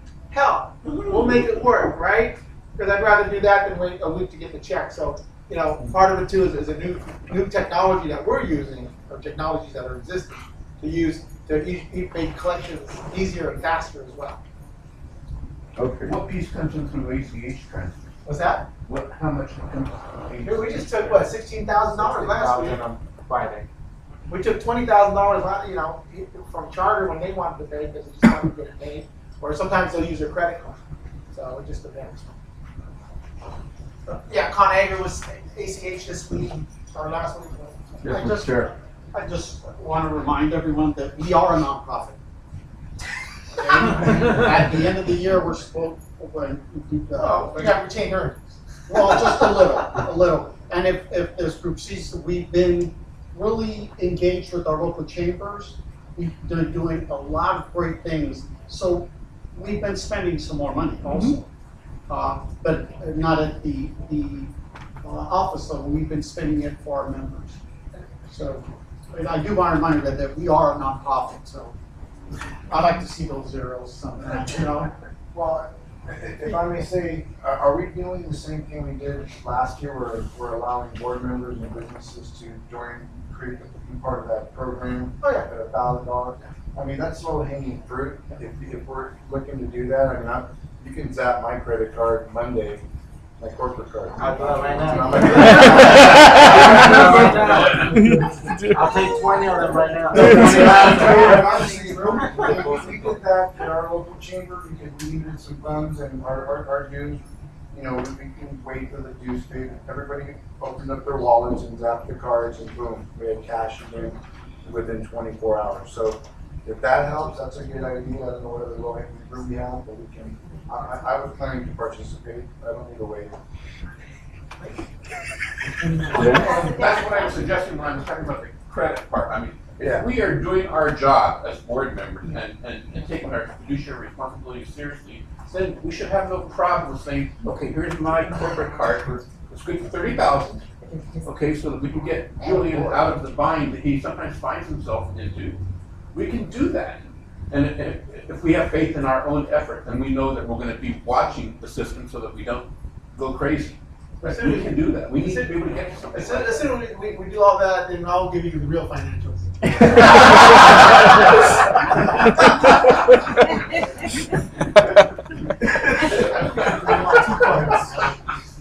Mr. Vice Chair, I had a question. You know, Julius brought up a good point of the small businesses. Do we want to open that to other small businesses? Because a lot of our local chambers would love to probably sponsor our convention, but maybe most of them can't do the 5,000, 10,000, and can come up with the. Is that something? Yes. I mean, we try to keep it to the board members because one of the things I don't want to do is I call it the third rail of California Hispanic Chamber of Commerce is infringe upon the local chamber's membership or members that are there. You know, but we do have members there that support both, as long as they're supporting both. You know, still they're members. You know, they're not saying, oh, I'm just going to join the state chamber. I'm not going to join, you know, the local chamber. That's what we don't want to see. We do want to give opportunities. I think the state convention also affords a smaller company that maybe wants to, you know, participate on a statewide basis, that opportunity as well.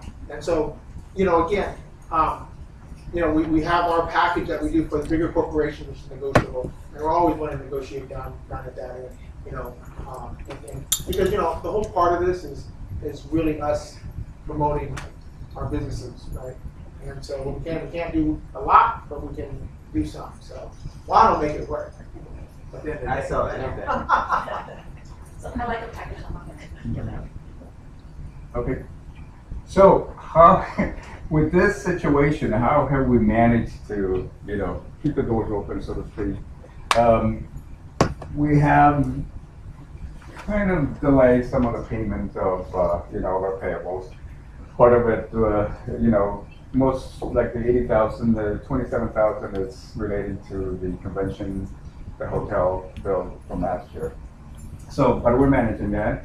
Part of it is using our credit card, $17,000 liability, and part of it is our payroll liabilities, and that includes deferral of certain payroll that was due as of May 31st. It's been accrued as of May 31st, but it hasn't been paid out.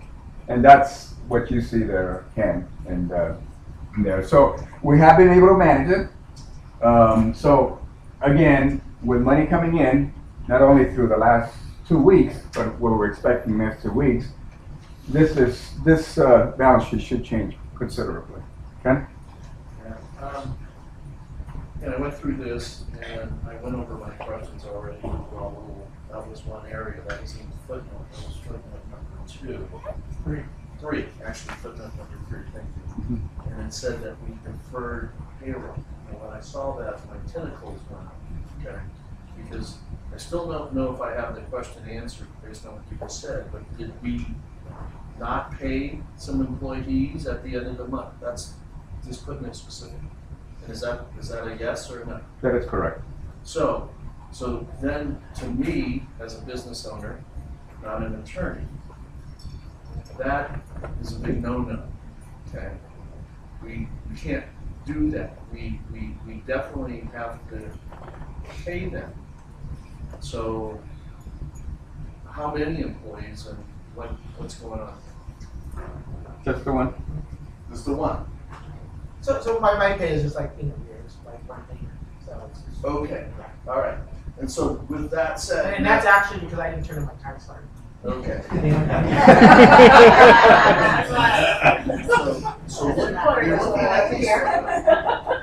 So first off, when you look at these footnotes, and just for some reason, you know, I'm in my bed by myself for a change. I got up at 5 and I decided to look at them. And I was awake enough to review the footnotes. Whenever you look at financials, and look at the footnotes. Okay, and footnote 3, that's where that came out. Now that is a red flag. We shouldn't do that. Okay, and I don't know if we have a line of credit, but we should pull on the line of credit. We should maybe, if it's possible, borrow from the foundation. I'm not saying that we can, but have that documented. We shouldn't do that because that creates problems down the road. Let's say we, for some reason, fall out of favor with Julian and he had this done. He can come back at us, even though he doesn't want it. That's not the situation now. But we gotta protect ourselves. So I'm glad that we answered that. I needed that clarified. And that's. I had several other questions, and before I sit down, you know, we were just talking. You just got into it with your presentation, and your presentation was talking about, you know, how much cash we have in the foundation, and also how much cash we have in the chamber. We have a negative cash position, and we have people talking about, well, you know, I can do this, I can run this. We're not even far down in your presentation, and I hate to spend this amount of time, but let me just tell you, we normally go through this during our dry period of time, so don't get alarmed, okay? The only difference this year is that we did a big investment with staff, and we have better numbers, and so that investment with staff, we're hoping to pay off. It's going to take a while, and if you look at these balance sheet items, you'll see a bunch of deferred, and that deferred means that we have the money to earn, we just haven't earned it yet, especially in the foundation. So just keep that in mind. But we've got to correct that. We can't not pay. Yeah, I mean, I want to really amplify what Ken just shared, because it's really mission critical that we don't ever fail on anyone in our staff. And that, you know, because you guys are relying on payroll. I mean, I have rules in my business, and thank God I've never missed the payroll in 15 plus years. But when you grow, there's always going to be cash problems, and when you're shrinking or business is not coming in, there's another problem. We actually got rules where, you know, if we hit a certain dollar amount, and luckily, I mean, you know, 6 figures, but I still need to have cash. We stop paying our vendors in order to accumulate cash. We should have some sort of, you know, thresholds if we get under, I don't know, for nonprofit, profit, for me, it's a business, right? So 25,000, we have to just sit back and reach out to the board and collect cash. We can't get to that level where it's dry. You know, I couldn't even sleep if I ever got to that level where I got a nice opportunity and I don't have cash to finance it. So that's why we have a minimum threshold. Or if I can't meet like 4 payrolls, I don't know. I don't know. That's a long time ago for me, but I'm just saying it's crucial to have that, you know, just in order to run your business for nonprofit or profit. But I hope we can fix that. I do want to point out this, you know, this Chair Member Specific said, you know, we've been through this, you know, it's just that we have larger investments that we've made over the last couple of months as well. I think, you know, we are confident of the dollars that are flowing in, that we will take and some money software and others. Never turn down an offer. Sure. But I you know, I think Chair Member makes a very good point of bringing these, and I appreciate, you know, you always know when we even strategize, right? And when you're on financials, we go, oh, Ken's going to bring this up. But I like that, because I think, you know, the reasons why we had a clean audit, the reasons why we can manage through this time is because management and our team has been very transparent on the transaction that takes place. There's nothing hidden. You know, and my big thing is that the board gets the whole picture, so they know what's going on. So that they're, you know, either have a concern or their concern is kind of comfortable, it's okay, we know where we're going, this and that. And we always appreciate Raul's good work and Marilyn's fantastic work that she does in making sure that we do deliver that transparency, as well as, you know, when you have someone like Chair Emeritus Macias on here that also takes the moments to explain it and educate the board members also on it. I think is very important, and I think that's part of our success as well, as we discussed, Mr. Chairman. So I did want to make that point. Again, the problem was I didn't turn in a time card. Honestly, I got in trouble. But we do want to be very transparent, and as many of you know, you can ask any question, and we always give, you know, the answer or try to find the answer for you all. But again, I think that's the one main purpose that Raul holds us to, Ken holds us to, Marilyn holds us to, is making sure that we're very transparent on the management side, making sure all the numbers are out there. I have a question. I know earlier, thank you, Ken, we talked about the convention, the DoubleTree, and us owing a few thousands of dollars to the DoubleTree. So my question is, and thank you, Joanne, for clarifying that we will pay that bill off by July 30th, because you keep contacting me all the time. But my question is, as we move forward into this year's convention, how long do we anticipate this catch-up method that we keep doing with our conventions every year? And is there a plan in place for us to no longer be in the position where we're catching up? Sure. So, July 30th? July 30th. I will let them know. No, July 30th, to your answer. Yes. To your question. We intend to pay this hotel 2 weeks prior. Including last year's. Oh, that's July 30th. So. Everything's July 30th. I mean, that's what we estimated. In this bill, we're planning, I say 2 weeks. somewhere between 2 weeks and 1 week prior to our arrival, which is going to be bad for them. They pay a bill all off. Whatever my people want, you better give. You already paid it off. You don't have to worry about chasing us down later. That's the whole thing. That's why we wanted to do the sponsorship thing that Juan and I did up there earlier, so you see how we're getting there and why we are confident that turnaround will be here at the end of July, or the beginning of August. And I think last time when we were in a different situation, we were just overextended. I think it was convention again that was a turnaround point for us as well. In this case, it was just new investments and not necessarily being overextended. Just adding costs. We got to remember, if you compare this to last year, there was no CDM. There were 3 less staff. There was less activity in our region. There was $40,000, $50,000 being spent, less being spent on local changes that Chairman wanted to do. As encouraged us to do. So hopefully that answers your question. Yeah. That's our target date. That's great. That's my stuff, and that's the date that Raul and I have been discussing before. Well, I just want to thank you, and I appreciate you bringing us to a point where, because last year you just came in like the week of the convention, right? And we didn't have as much staff. So I just want to thank you and your staff for to kind of bring us up to the point where we don't. Thank you.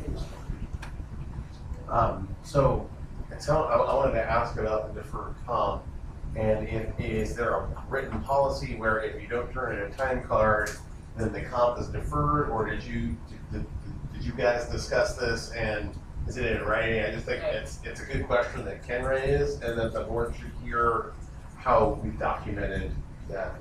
We have a policy. We have a policy that time cards will do it next day, next time, and they're in one advance of the process.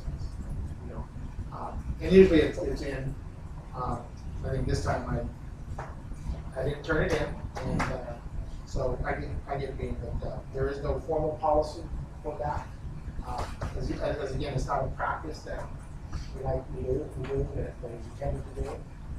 It's just not in this point until the cash out. Until the cash flow, you said this. So when I actually take that convention. I think the idea that we want every staff member to be paid every payroll is a very noble idea. But if I ask every person here who is truly a small business owner, and it's not that many of us who really are here, many of us actually work for other larger companies. If I ask every one of you to stand, and then if I ask you to sit down, if you have had for your payroll, I doubt anybody would be standing. Because when you are a small business owner, you have to put yourself first to not take your pay. So I wouldn't ask the chamber staff to do anything that I haven't done myself. Now, separately, I know there are legal issues with respect to not taking care of that. Whole separate issue, and I'm willing to overlook that for now. Yes, no, thank you. And I just wanted to go back to the convention because I think that there should be some things in place in terms of at least be very transparent with the local chambers and allowing to be very open and gentlemen, please, and just being very open, and because we can go out to the DoubleTree, which has been a member for the longest time. I know after myself as president, really great relationships. And so it's very important to be able to have that opportunity to at least be able to help out at the local level and smooth that thing out, because currently right now it's the relationship is not as great, and but not only that, we have to think about the whole county, right? There's other chambers. There's always been this whole thing with the Santa Rosa Chamber of Commerce, which is the general chamber, and word starts getting out there that the Hispanic chamber doesn't pay their bills and yada yada yada, and you can see what starts happening throughout, for us, especially when we're really trying to work hard and represent our chambers and having a good be a localized chamber. Currently, for instance, we're trying to be a visitor center, try to get funding, to be a notable chamber. So I would just say, thank you. I know that it's tough, but pick up the phone and say, hey, you guys, you know what? We have this situation. And, unfortunately we can't pay right now, because I'll tell you that I did get a call from the, because we're just discussing the DoubleTree, but the winery, Christopher Creek, Dominic Rapoli, who's a good friend of mine, he gave me a call and said, hey, bud, you know, we didn't get paid. And I'm like, oh, dude, like, sorry. And I was just like, boom, and made a phone call, right? This was back in October. I know he got paid pretty immediately after that. No, but he wasn't paid, you know, at the time. And I talked to Laura, and but you know, they got paid, but I was just like, you know, I felt bad with him about that. But you know, I just, you know, phone calls, being very transparent, easy. I mean, we're good. It's just, you know, knowing about those type of things, because I know as board members also, with regards to the payroll, you know, we're liable here as the attorney, you know, and so just having a policy where we're documenting, hey, for sure this happened, I didn't turn in my time card, so there's no question 5 years from now, hey, what happened here? You know, why did this happen? You know, everything. Just real quick and address about this in 30 seconds. Number one, I know with DoubleTree, we communicate with them weekly. Weekly, and if they say other, they're lying. We talk to them, and Jenny knows this, we talk to them almost on a weekly basis on the status. You know, they asked for a commissary, I said, no problem, I'll sign it. And we did. And we, you know, make those payments. We were doing 10,000 a month just to get it down. On Christopher Creek, we apologize. You know, when you called, that was the first time we had heard about the invoice. So I don't know if an invoice got lost or didn't get to our office or whatever, but as you did state that it got paid immediately, as soon as we were notified. On that one, it wasn't us delaying it, it was just, even Laura was surprised when she got here, Jules, I never seen it. I haven't seen this invoice before, so. So again, but I know, you know, you called and we got a copy of it, and I think it went out like 2 days later, so. But thank you for letting us know. And definitely, you know, I know board members get called because someone say, oh, hey, Chamberlain's son is, you know, give us a call, we get taken care of, right, and et cetera. Yes. I know, you know, we called Stockton Chamber, we sent them a check, and it got sent back to us because on our system, we still have the old address, right? So then we had to call the girls, the ladies at the office, say, hey, check, we're gonna redo it and send it back out for you, so. Thank you. Okay. So as you can see, this is not the best situation to be in, but we are managing with the resources that we have available. So it is what it is right now. We're expecting the financial statements to reflect better results of operations this month and going forward, especially through convention time. Just to let you know, on the plus side, we do have quite a bit of deferred revenue, both on the foundation side and also on the chamber side. So that's a good thing. It's either money that has been billed or collected that hasn't been earned, so it's sitting on your liabilities, but it'll eventually move into the P&L as revenue once the events or programs get completed. Okay? So right now, we're actually looking at negative equity of $133,000, which we're, because of the fact that we're planning or are expecting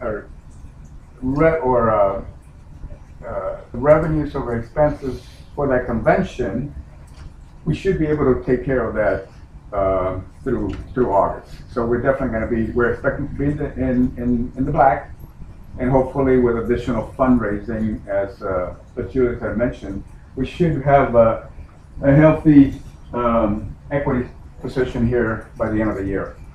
And like both Ken and Frank have mentioned, we're not a for-profit enterprise, but we do want to make sure we maintain at least a minimum amount of equity, both for that foundation and also for the chamber. Any other questions before I move on to the next set of financial statements? Yeah. Since you finished with that point, my suggestion is by the end of the year, like last year, you know, we had numbers that looked like this. So I don't want people to walk away. Don't ever fall apart. Okay? Don't walk away. At the end of the last year, like Frank mentioned, we're a nonprofit. Okay, nonprofits aren't supposed to make a lot of money. Okay, or any. So you basically were supposed to break even. Well, last year we ended up with $7K. Not a huge amount of money, but it wasn't bad. Okay, so it's just a matter of timing. If you look back at that financial statement and you take the deferred revenues that are in the liability section and just take the amounts and drop them to those negative numbers, guess what? Just by looking at the financial statements, they turn positive. The deferred drop to the negative, positive numbers. Okay, now we have to add more because we're gonna, more revenue because we're gonna have more expenses come in. But my suggestion, rather than end at 7K this year, there's no harm in ending the chamber at a positive net equity of 50K at the end of the year and 25K for the foundation, so a total of 75. Let's strive for that, so that will help us get us easily through the dry period next year in 2019, so that he doesn't have to forget to put his time sheet in, okay? And then just real quick on that note, actually our numbers for the end of the year, Chair Emeritus Macias, and I think Raul will attest to it, our end of the year numbers for next year is at 200,000. Okay. Good. So you at least have some room for myself. A lot. Okay. That's on the record. So yeah, that's what I said. Roll. I do, I do feel really bad that we didn't pay you. I just want to be honest.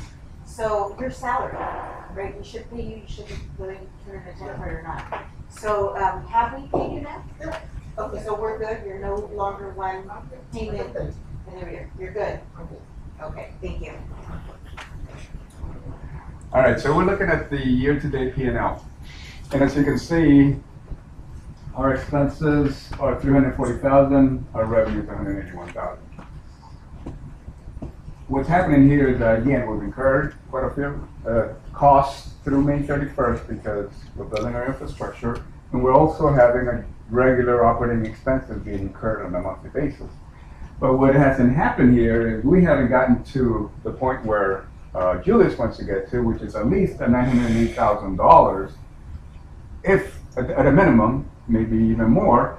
So this, this is going to increase as we go along, but this is definitely going to increase a heck of a lot more than what the expenses are going forward. So we aim to get rid of this $158,000 variance so that we can reflect a positive number by the end of the year. Definitely through by the end of August when we're done with convention, and hopefully even more depending on the fundraising activities that's going on. Okay? So again, numbers are negative, but we're definitely going to be generating that going forward to make it into the black. Any questions? Yeah, I was trying to make sense of this statement last night or this morning. And then when Julian got up and made his I'm sorry, I've been doing that all along. But when Julian got up and made his presentation of revenue, right? And he came to a total of 900,000 some change, right? Revenue. Then the schedule made sense. And here's what I want to share with you. Lower the schedule where we have footnote 7. So you can't read footnote 7. If I can sit down, let me read it to you, okay? Footnote 7 says, year-to-date loss, budget versus negative variance, break even at year-end will require the chamber to raise approximately $510,000 additional revenue, and the foundation will need to approximately 160. Well, if you add those numbers, right, you're almost at a 700,000. Now, if you go to the top of the schedule, and this is where I was trying to make sense, we're basically of revenue year to date at 200,000. It says 181. So if you add those up, remember I added them up, 700,000 plus rounding data, 200. 7 plus 2 is 9. The 9 ties to what he was talking about. Exactly. That's what I want to bring home. You guys follow me on that? Is that right? Okay. I just wanted to make sure you guys got it. Thanks. Very good. So these are the two main statements that we normally go over, and there's additional detail within the packet itself, the treasurer's report. So unless you have any other questions, the only other couple of items that I want to discuss are the two events that we just completed, which is the legislative and the economic summit. Just to give you an idea, how we did. So this is the legislative. And if you look at your, yeah, this is a good recap. We generated revenues of 43,500 and expenses of roughly 20,600, so that our net income for that event is 22,900. I don't know about you guys, but the last 3 or 4 years, I don't think we've generated any type of net income in any of these events. We've actually lost money. Obviously, events we need to have them for our members, but it does show that we're actually generating the revenues enough to cover the expenses for this event. So that's the legislative. If you go to the economic, we didn't do as well, but we did raise at least $31,000, expenses of $28,000, give us $2,700 in profit. Again, I don't believe we've seen that the last few years. So it is going well, and if the expectations hold with the convention, we're also going to have a healthy profit in that event. All righty. Any questions? Thank you, sir. That's it. I just want to say, I think for me, the hardest part of being a board member and continuing to learn is actually understanding the financials. I have a P&L of my company and a balance sheet, and that doesn't mean I understand it, but I try. But I'm asking each of you as board members to understand that every time you come to a board meeting, you should be asking one question, just advancing knowledge a little bit more. And hopefully by the time you're done, in 2 years or 4 years, you'll know something about money. Real quick, I think, Michelle, if you can make a note, I mean, I know we always invite board members to, if they want, if they're available to join us on the committee call. We're always open to it. We're all open to it. Usually there's only 3 or 4 of us, so we'd like to have a little bit more company. But we do make sure we send out the board notices on the financial committee. If you want to join in and ask a question or listen, and learn a little bit more, I think that's a good area. So, we do want to make sure that we're Real quick, I know we can go ahead and vote on this matter. Yes, just real quick, just wanted to bring up what I mentioned was about borrowing money from the foundation. Is that something that's possible in terms of any situation where you just say, hey, here's money from the foundation, let's pay this off, and then pay me back later? Let me answer that question. The problem with the foundation money is that it's all restricted for program costs, so that's going to be a little tough. So we're going to have to, talk to our legal counsel here and see whether that might be an issue that could be addressed. But for now, we've exhausted our the discretionary costs or monies. But unfortunately, we have to have that money to cover cap costs, procurement, leadership. So right now, I'm not sure if that is possible. Ask me no questions and I will tell you no lies. Thank you, James. Thank you.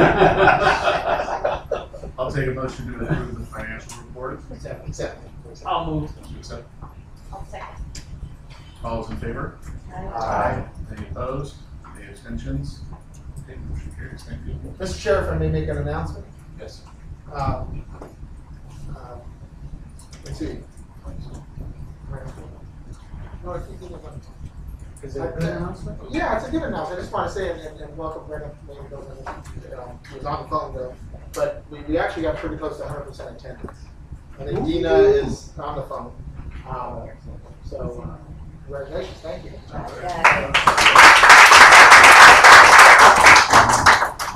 So, yes. All right, you got in charge. Yes, watch out. Good job. So we're in good time. We have a break, a 15-minute break, and hopefully we can cut it down to 10 so we can catch up. Yes. Did we not move item 6.3 to 9.1, which is the tax return? So it should be. Those questions, were your questions answered on that issue? No, not yet, but you wanna wait till after the break? Yeah, 10 minutes so we can, okay? Changes to the game.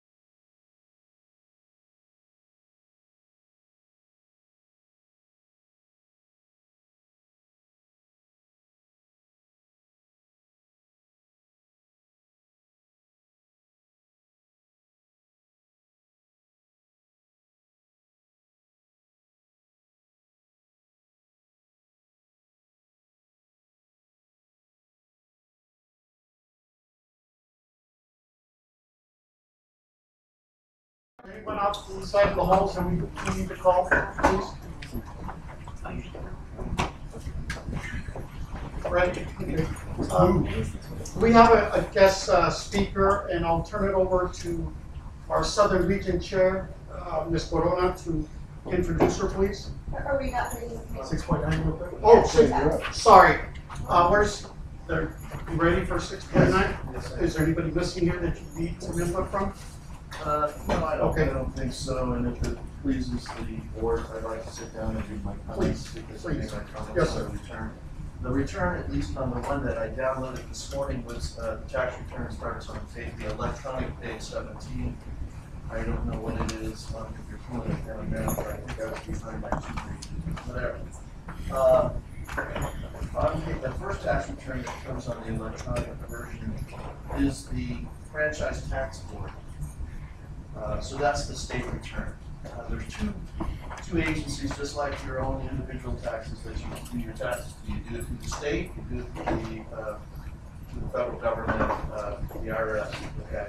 So just because it's in that sequence of order, I'm going to ask my questions on the franchise tax board, which is, the form is a 199. The federal form is a 990, just for your information. On line 10, it shows that we had a combined loss of $120,000, $120,329. That makes sense. That was for 2017. Okay, and I'm just emphasizing that to you. Then on the return for the 199, which is the same as the 990. On Schedule L, the balance sheet, line 19 shows that the equity for the overall chamber, and this is the chamber's return that I'm talking about. Right now I'm talking about the chamber return. It shows a negative equity of that $7,000 that I mentioned before during the financial statements. It's a negative $7,000. When I was talking before, I was talking as if it was a positive 7. But nevertheless, we break even, basically. 7,000 is we break even every year. So that, just for information, when you look at the tax return, you'll see that. Okay, now on Schedule B, on these tax forms, and you probably already know this, but I want to emphasize, whenever you want to know something about a nonprofit, all you have to do is get their tax return. And in the tax return, they have Schedule B, which lists out all the contributions that nonprofit gets. And so it listed out all the contributions. My question on that Schedule B, now I'm getting some questions, and this is probably for Julian. On item number 15 of Schedule B, it shows that the Wells Fargo contributed in 2017 for the chamber $50,000. My question is I thought they contributed more, but I think that's on the foundation's return. Is that correct? Okay. Just want to make sure. I have a question about the foundation later. Okay. Now, on the 199 form, going down to 194, they have statement number 2, and I want to emphasize this for our board members. It lists out the officers of the nonprofit plus the board members. So those of you who are board members, your name's on this tax return. Just want to emphasize that. And what it lists out is it lists out what we were paid in 2017 and our hours that we worked in the nonprofit by week, weekly hours. Okay? And so of course, for us board members, we're not paid anything, so there's a 0 in that column when it comes to your name. Okay, and let me finish my point, and I'll get back to you. Okay, but for me, I noticed my name, so I put a big highlight on my name. Okay, and it had 1 hour. My question is, and then I'll go back to 1 hour. Now, how'd you come up with 1 hour? Because I can tell you that I spend more than 1 hour per week, especially when I was doing the audit committee and all that stuff. So How'd you come up with what? And everyone else is 1 hour, but then the treasurer got 2 hours. I got 2 hours. Good for you. Well, I got 10. I got 10. You got 10. Actually, And not that it matters. No, We just need to actually, turn out. we were just laughing about it because Megan was 10. Yeah, that's all you're worth.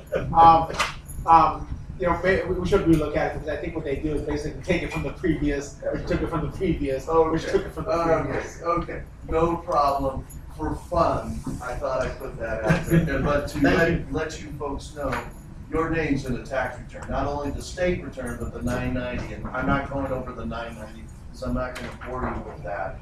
But just know that it basically mirrors the 199. Okay, so maybe next year you might want to have the tax preparer just say, hey, let me run a survey and just see what people have, and you have clarifications with that. Okay. Something may I add? Yes. So that we don't have any in-kind. Yeah. Something that. And that where your numbers are. Good point. Good point. In-kind would be nice. You know, James, you had a question. Well, yeah, so it lists 2 in place, so apparently one is also called a key employee, right?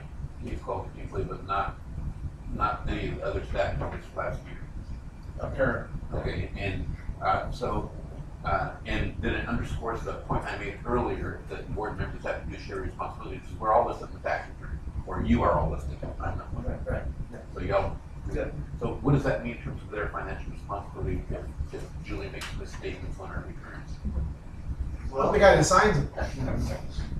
Well, I'm not a legal person, so we'll let Gabe answer that question, but I have my thoughts. So, do you repeat the question on, the question really is, do board members have financial responsibility if there's some financial malfeasance? If it was, sorry, They're on the tax return. if there's financial malfeasance and the individual bringing the claim can prove that you breached the fiduciary duty, then you could have personal liability, and that would also probably implicate the directors and officers insurance policy that the chamber has. Simply making bad decisions that lose the chamber money is not necessarily enough to rise to a breach of fiduciary duty. So, and that gets into the case by case basis in the law. So the answer is, depends how serious it is and whether or not you could make that a clear case that you ignored your duty to manage the funds of this chamber, or either collectively or individually. But coming up short on what you thought would be a good plan, or unexpected things happen and the chamber loses money, even a significant amount, doesn't necessarily implicate it. It would really come up if there was a board member or a chamber member, maybe it's a CEO of a local chamber or something like that, that thinks that something has gone wrong and wants to bring the issue. Otherwise, it's just sort of internally. And on an organization like this, the only other, aside from a plaintiff who would be a chamber member or somebody bringing the case, you might have a government, a tax audit. Although I suspect with a tax-exempt organization, there's nothing for them to collect. So there's usually very few audits of tax-exempt organizations unless they're using it as a smokescreen to really run sort of a for-profit business and do something outside of their exempt purpose. That's why we put you down for now. Give it your liability. Go ahead. Let me just finish up. Around page 31, at least on the one I down, is the 990 start to 990. If that 990, the only thing really different that caught my eye was Schedule R. Schedule R was asking, does the chamber have any related organizations? The answer is yes. We have a foundation. So then I said, well, wait a minute. These are returns for the chamber. Where's the foundation returns? Because I know they're prepared. So I asked James, did they review the foundation tax returns? And he said no. So now I have a question for Julian. Foundation tax returns were received, right? And so, good, and they're done, and they were filed, right? So then, good, so since the foundation board hasn't reviewed them, you might want to make that a point for them to review and approve next month, okay? So that's my question, other than I'll close with a comment. I am pleased, very pleased, that the chamber and the foundation filed their tax returns on time. First time ever they filed their tax returns on time. May 15th. That's like you. You have your tax returns, individual tax returns. Your tax returns are due what day usually every year? April 15th. Well, when you're on a nonprofit, it's 4.5 months after year end. So, you know, the tax year end of the nonprofit, ours is 12/31, 5/31. First time ever. You guys are being commended, and I wanted to close with that. That's very important because a lot of nonprofits extend them like we do, and then you have to file it by the time you're extended, which we've done. But a lot of nonprofits, even after they extend it, don't file a return. Okay, and so they go on, and then they are charged penalties after that final extension, and they can add up. And then a lot of times, a lot of them lose their nonprofit status for not filing. This is the thing that can get a nonprofit. And so I just want to commend that we were right on time and all of that, and I just wanted to make sure that we have this question answered. Mr. Chairman? Yeah. And thank you, Chairman Macias, but I do have to credit staff. Poor Michelle and Laura were moving documents left and right via email. Raul was involved, Marilyn's involved, the accountants are CPAs. So it's like this whole gang, right? They're getting documents and they're saying, oh, now we need this before we file. But we made the deadline, and you know, and all expectations were put to make the deadline. I said we're going to file. We said we're going to file these things on time, and you know, so I think Laura, Michelle, Marilyn, Raul, and Juan coordinating things as well. They're really the ones to be credited with the hard work to make sure that. I never realized how hard it was to make sure you file these things on time, especially an organization like us. It's not that big, but it's big enough that there's a lot of different parts that have to be included, right? And now things like how many hours do our board put in for next year's tax return. But thank you, and that was for both organizations, so they did a wonderful job. I'm going to take one more question. Yes, Mr. Durant. Speaking of finance and tax returns, was there any more intent to review the results of the audit? Since I'm the chair of the audit committee, and thank you for asking that question, no, there was no more intent because we got an unqualified, clean opinion on our audit, and we had no comments. A lot of times the auditors will write at least a management comment. They didn't even have a management comment, so we really had a clean audit, and that again it shows the amount of financial strength and management that we have, both with our staff full-time and our hired consultant, Marilyn and Zerika. I just want to say one thing. I want to thank Raul and Mr. Macias for their help on these things. I'm okay when Ken speaks, because if he's okay with it, I'm okay with it. So I just wait for this board meeting and hear everybody talking, and wait for the chairman. Okay, I'll entertain a motion to accept the tax returns. I move to accept the tax returns. Second? Second. Okay. No, it's not. It's a separate item. It's a separate item for staff. All in favor signify by saying aye. Aye. Any noes? Any abstentions? Thank you. Motion carries. If nobody has any objections, we have two guests that want to speak to the board. And I will The first is Lily Rocha with Sabor Latino, and I will turn it over to our Southern Region Chair to introduce her. Well, I'd like to welcome Lily Rocha. She happens to be the president of the Latino Food Industry Association, and they're going to have a food show the same week as our convention, but it doesn't cross with our convention because theirs is the 19th, 20th, 21st. So I'll go have her talk about it. And Mrs. Rocha, you have 5 minutes. That's Miss, perdón. Mr.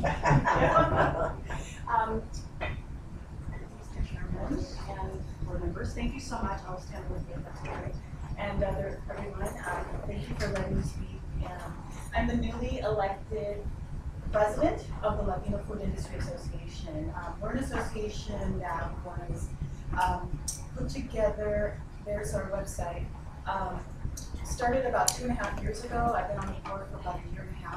As a board member, just got elected to the board last week. There will be a press release. Those are our board members, including Ruben Smith,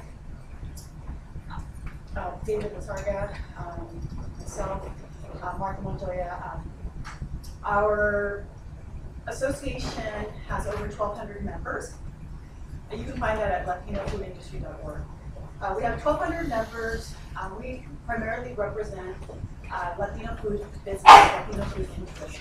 We bring together food business from all over the entire spectrum: brokers, distributors, supermarkets, Northgate supermarkets, Cárdenas, Vallarta, all of those supermarkets, including Superior, who are Korean-owned, are members. We are, like I said, brokers, distributors, everyone in food. The reason that I'm here today is because our show, my show, the one I started about 6 years ago on my own, called Sabor Latino, so if you've heard of it, it started as a small show. It is now a large show at the Los Angeles Convention Center, in LA, we do it at the Javits Center in New York, in Texas, and in Florida. It's now going to be hosted by the Latino Food Industry Association. The association chose to do that because when I gave them the budget of how much it costs to run an annual trade show, as you may know, it is very expensive. So I already had that going, so it makes sense for them to be the host of the Sabor Latino Food Show. So it's Sabor Latino Food Industry Trade Show presented by LFIA. So I'm here today to, Veronica and a few other people that I spoke to thought it was a great idea for me to give you that information and see how we can collaborate. I think there's a lot of synergy. You guys obviously represent businesses of all sorts. We are the niche of the food industry. So I was thinking we could do something together. I don't have anything specific to throw out at you, but I thought our convention, your convention is the same, sort of the same week as ours. Ours is 19/20/21, so we thought we could cross-promote, make sure that we're, as Latinos, we're doing this together, because obviously we need to stick together. So for me, anybody who's in the food industry that is a chamber member, we're willing to extend to them the membership price. It's very expensive to have a booth at our show. It's a little over $5,000. However, our membership deals that we can give to members, we can extend that to the chamber, which costs would be a savings about $1,500. And so, we would extend everything to the board and the members that you guys have. And again, we're talking about big business.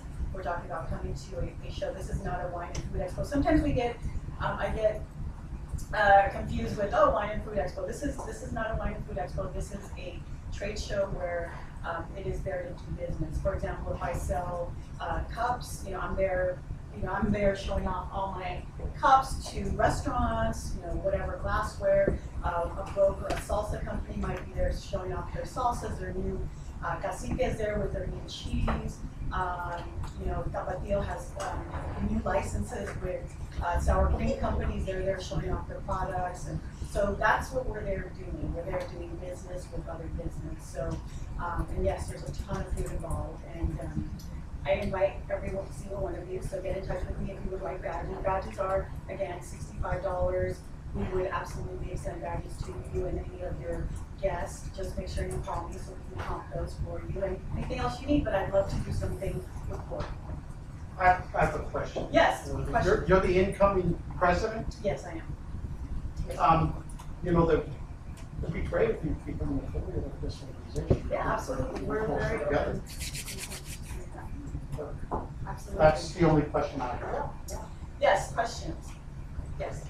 So I'm really excited about this collaboration. I think this will be great this year. My question is for the region that I represent.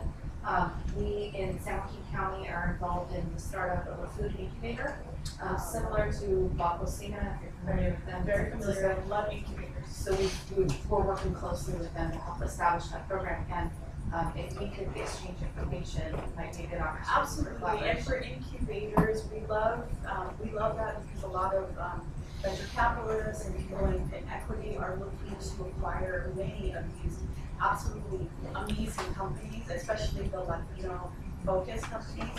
And we just saw a deal with Shake Shack, it got sold for millions and millions. All these companies just doing some amazing big deals, and we love to see ideas that are coming out of the incubators. I like to be the first one on it, of course. And so, and yes, absolutely, that'd be great. So we would do whatever it takes. We're here to. Okay, so Maria, and Jenny, and James, and then we're going to move on. Okay. Thank you for your presentation. Actually, I have been to the trade show here in LA, and you guys will walk in there 5 pounds heavy because there is so much food. And it's not just the taste, they actually give you a lot of food. Better than going to Costco. Oh my God, yes. Yes. But they also have, so they have every flavor, right? And so what I'm thinking though is, I don't know if it's too late or not, but potentially we can add this as an added benefit for our convention attendees. And maybe provide for those that are coming in out of town for the golf or whatever we're doing on Wednesday, if they come in on Tuesday, to be able to have them, since you're comping badges for them, right? Or for the board, I'm not sure, I don't want to say that you're going to comp badges for people, right? But potentially it's something else that we can add, and they can come and visit the trade show and just be something else that we add our convention attendees. So that was my. Yes, if you decide that that's what you'd like to do, I can send some free badges to coordinators and especially me. I know that you said that it's not included in wine show, but I am from Northern California. It's not an apple wine region. And, in our area too, other than wine, we do have beers like Canadian Ale, as well as mezcal. So is there a place for them to showcase, to hopefully get into these markets, like Superior Markets? And Absolutely. So one thing I did fail to mention is that Sour Latino is partnered with the Western Food Expo. So inside of what is the food service show, it's the California Restaurant Association, and there's the wine and spirits area, which I'm also in charge of. So yes, there's a wine and spirits area. We just brought a few companies from Mexico, so there is an entire tequila, mezcal, wine, and craft beer area. So yes. Mr. Duran, and last question from Mr. Garcia. Yeah, I'm concerned about what clearly is hopefully a possible relationship that our president has with respect to NAFTA, and are you guys involved in that?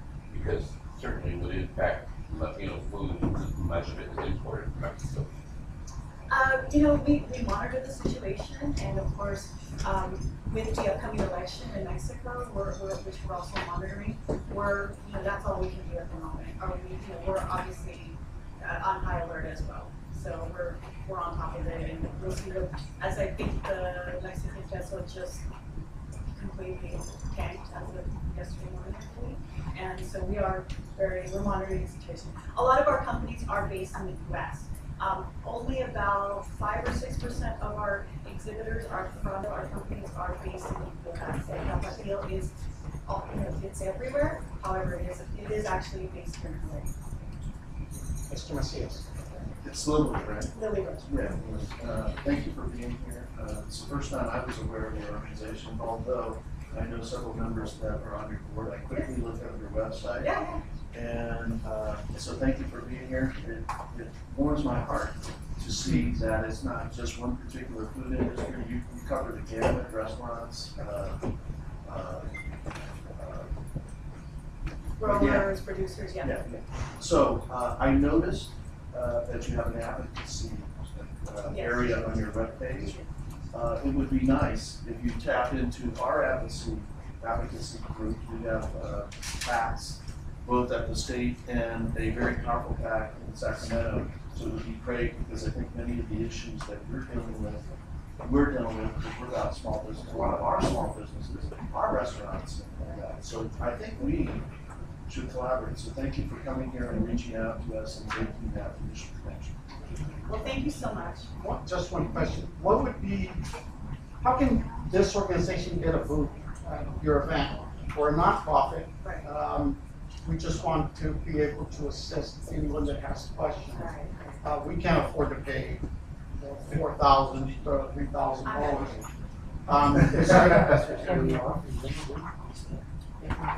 We can do that. Yes, I do have to present that to the board. I do have to present that to the board and I'll let you know as soon as possible. But yeah, we would absolutely do whatever we can in terms of, the best. But we obviously do have to pay for the space. We're union based at the LA Convention Center. A trash can will cost you about $400. So that's kind of what we're dealing with. Other than that, yes, we would absolutely. I do want to hand you the sponsorship levels for our convention. Maybe you can share them with some of the businesses. Absolutely. I got another Yes.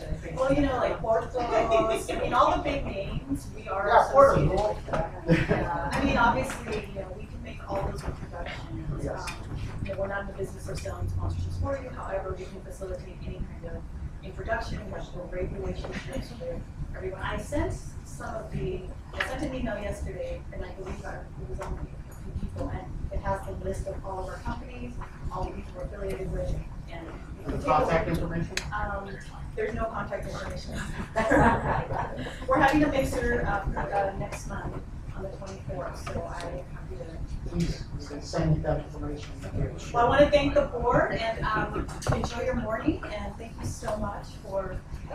Thank you. I think you can talk to Juan or Michelle about becoming an affiliate. Okay. I think we can help each other. Great. Thank you.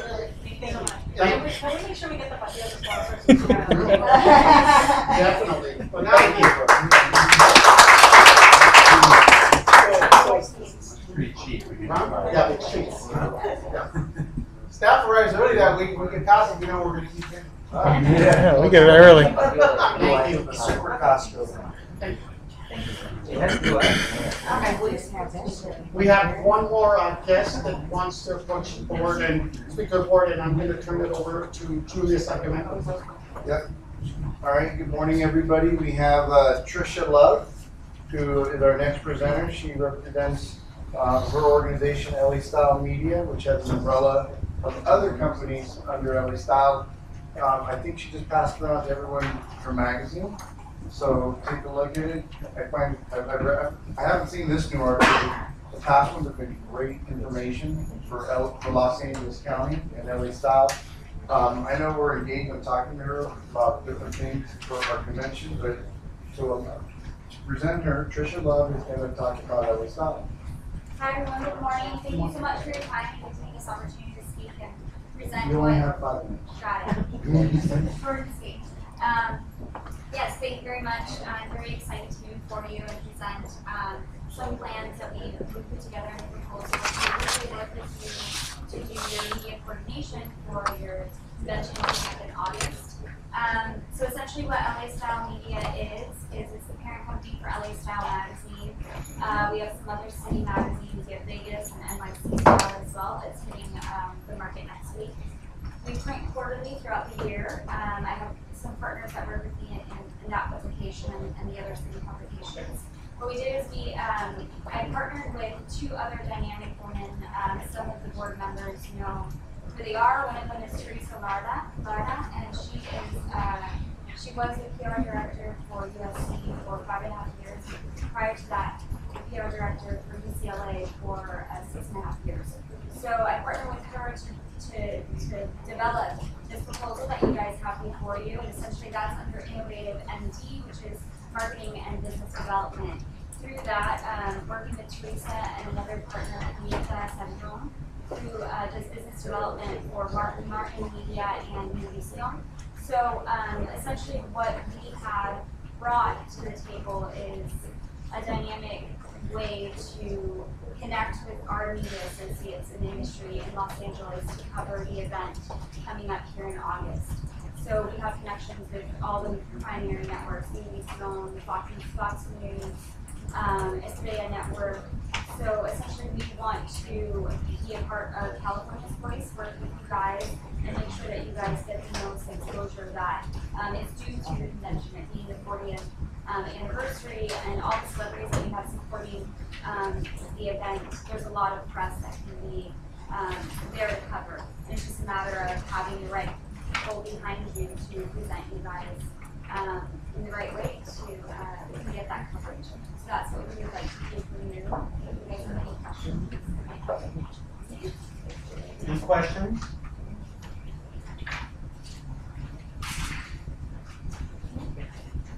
Yeah, will the chamber get the rights to all of you, do like the video, the photos, go for free? Yes.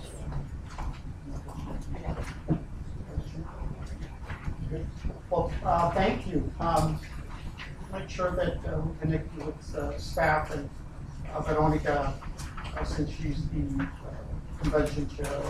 You can, but thank you for your presentation. I appreciate you coming down. Thank you. And thank you for being at our reception last night. Yes, it was wonderful. Thank you for having me. Thank you very much. Okay, we're going to go to the CHCC events. Juan? Real quick, again, thank Veronica for all their help, and the Southern Region directors. But I do want to let everybody know that Veronica's team put a lot of work into what they're going to talk about on convention, and that all this work is done at the committee level, and they meet every Wednesday at 4. I think. They don't even allow me sometimes. They don't even allow me sometimes. I said, do I need to be on the call? They go, no, we don't want you on the call. So I said, all right.